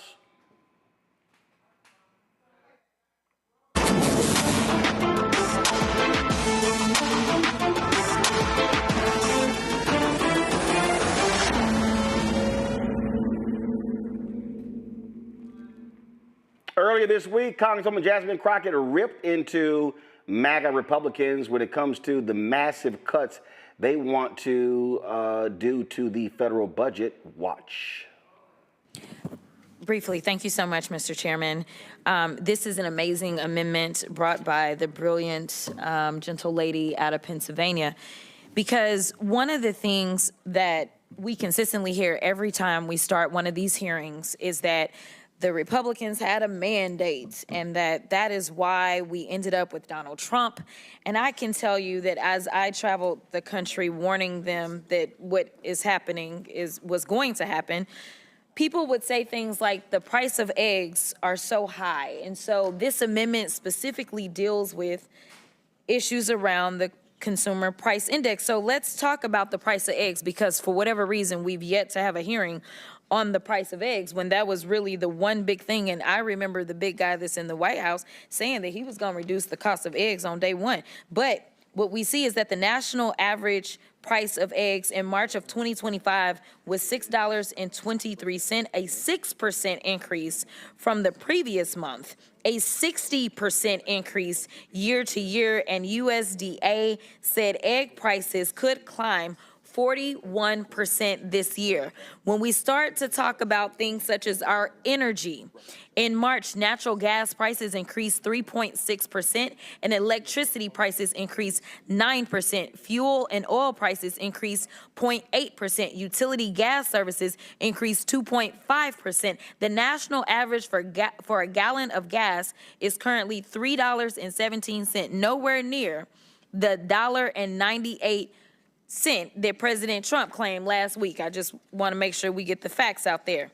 And finally, the other area that we typically talk about that really impacts everyday working people is housing. When we look at shelter prices, which measure the cost of housing, rent, lodging away from home, and owner's equivalent rent, it rose 0.2% in March. In February of 2025, home prices were up 2.9% compared to last year, selling for a median of $424,000. The number of homes sold was down 5% year over year. Listen, we are in a crisis. And they are pretending that the solution is going to be cutting everything, that those of us that make this country actually go is the solution. Right now, we're cutting jobs as it relates to the federal government. Right now, because of the failed policies around tariffs, we know that we are looking at losing plants. They said that was going to bring plants. They just announced that we had 2 auto dealers that were going to shut down approximately 40,000 jobs. As they then go after NIH, we know that in the state of Alabama, the largest employer in the state of Alabama is the University of Alabama. They are looking at losing jobs because they won't have research dollars. The only thing that they are doing is hurting us. It is the reason, if we're going to talk about numbers and mandates, it is the reason that the only person in recent modern times to have the lowest approval ratings at their 100-day mark is the same person the first time they were in and now this time. It is time for us to get serious and talk about what will grow our economy, what will bring more money in, what will make sure that people can move up from working poor to middle class and maybe even reach this higher level that so many of y'all listen to, this upper echelon, this rich level, because that is what is supposed to set us apart in this country. We are supposed to live in a country where everyone has an opportunity to go from rags to literally riches. And so I am asking my colleagues to start looking out for the people that elected them. And this is one way that we can do it, by supporting this amendment of Ms. Lee. And with that, I will yield. Well, cut to the chase, call like it is. Speaking of call like it is, on Wednesday, Vice President Kamala Harris gave her first major speech since leaving the White House. She spoke to Emerge in New York, and it was a 16-minute speech. We streamed it on the Black Star Network. We did want to show you some of what she had to say, and she continued her theme of talking about this threat to democracy that we are seeing right now with a thug in chief. The American people deserve leaders who make their lives better and make our country stronger. But sadly, we have seen quite the opposite over these past few months. Now, I know tonight's event happens to coincide with the 100 days after the inauguration, and I'll leave it to others to give a full accounting of what has happened so far. But I will say this. Instead of an administration working to advance America's highest ideals, we are witnessing the wholesale abandonment of those ideals.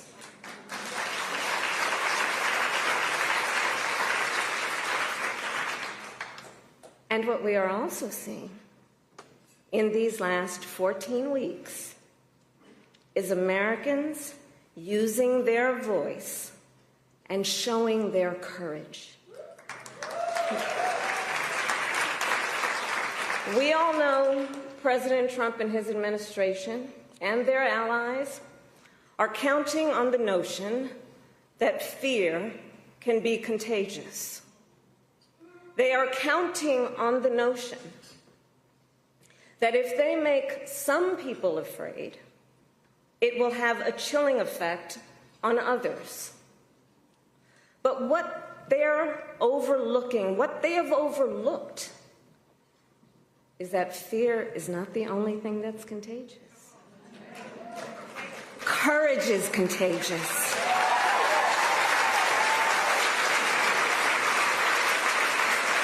The courage of Americans who are banding together in the face of the greatest man-made economic crisis in modern presidential history.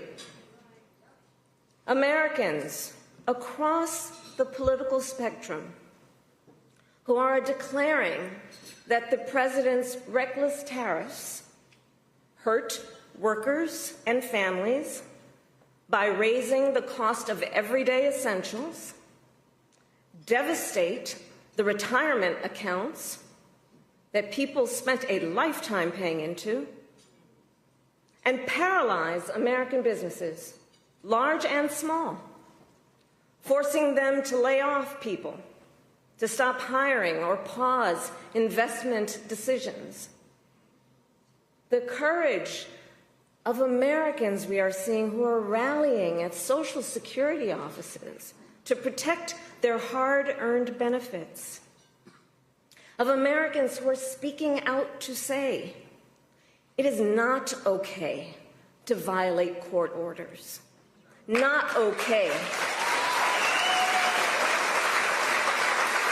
Saying it is not okay to detain and disappear American citizens or anyone without due process.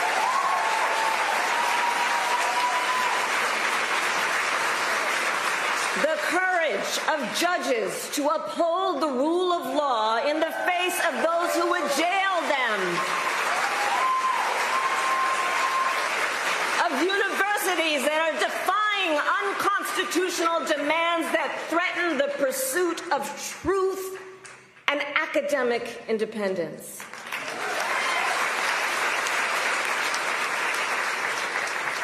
And I will tell you, the courage of all these Americans inspires me. And I have been inspired by the movements like the one in Wisconsin that put Susan Crawford on the Supreme Court. By the State of the People Power Tour that is aiming to ignite a grassroots movement to lift up voices and advance freedom and justice.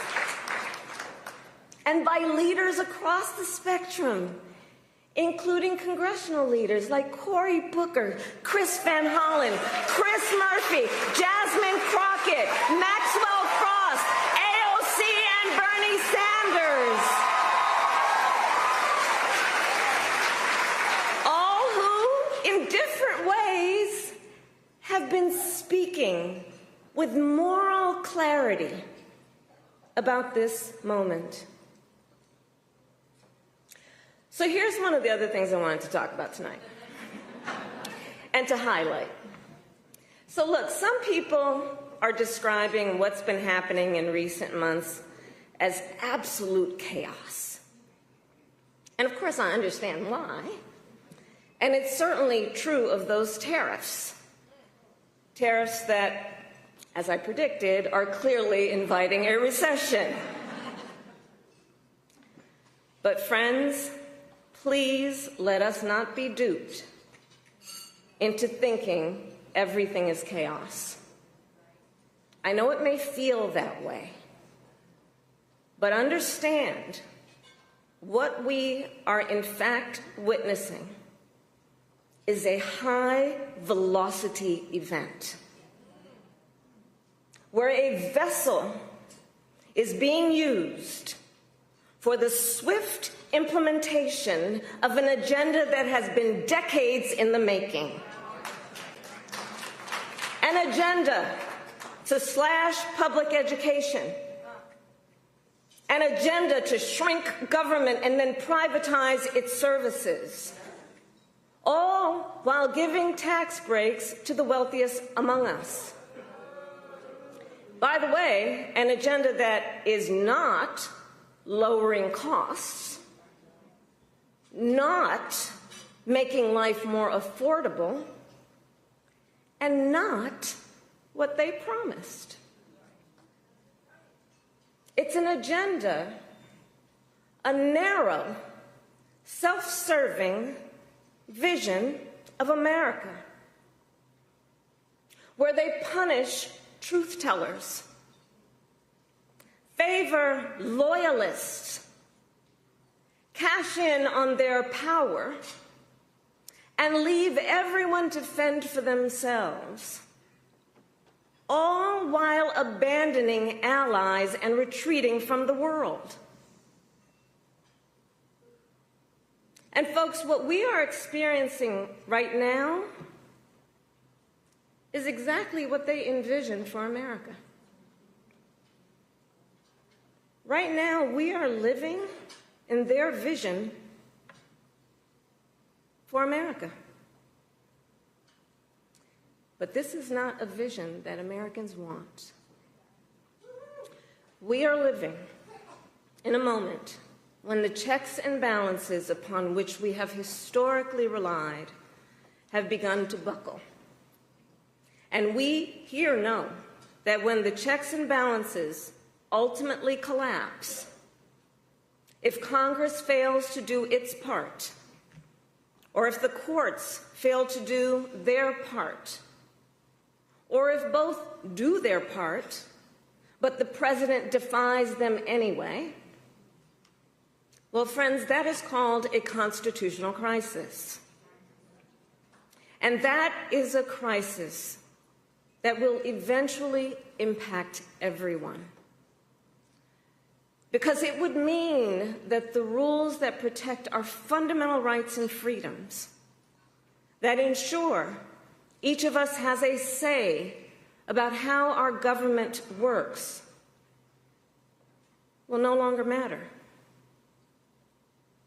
And if that happens, the one check, the one balance, the one power that must not fail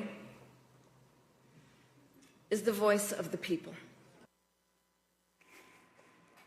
Folks, if you want to see the full speech from Vice President Kamala Harris, go to our Black Star Network app or go to our YouTube channel for the full speech. That is it for us. We will see y'all on Monday. Don't forget, support the work that we do. Join our Bring the Funk fan club to contribute via Cash App. Simply use the Stripe QR code. You see it right here. And if you're listening, go to blackstarnetwork.com. If you want to send a check or money order, make it payable to Roland Martin Unfiltered, P.O. Box 57196, Washington, D.C. 20037-0196. PayPal is R Martin Unfiltered. Venmo is RM Unfiltered. Zelle, Roland at RolandSMartin.com. Roland at RolandMartinUnfiltered.com. Download the Black Star Network app, Apple phone, Android phone, Apple TV, Android TV, Roku, Amazon Fire TV, Xbox One, Samsung Smart TV. Don't forget, get my book, White Fear, How the Browning of America is Making White Folks Lose Their Minds, available at bookstores nationwide. Also, of course, get out Roland Martin Unfiltered swag, our new shirts, merchandise, t-shirts, hoodies, wall art, mugs, and more. RolandMartin.creator-spring.com, RolandMartin.creator-spring.com. The QR code is right there as well. And of course, you can go to blackstarnetwork.com. Also, download the Black Star Fanbase. Be sure to get the Fanbase app, Apple Store, as well as the Android Play Store. Or if you want to invest, go to startengine.com/Fanbase. Folks, that's it. Hope you have a fabulous weekend. I will see y'all on Monday. Holla!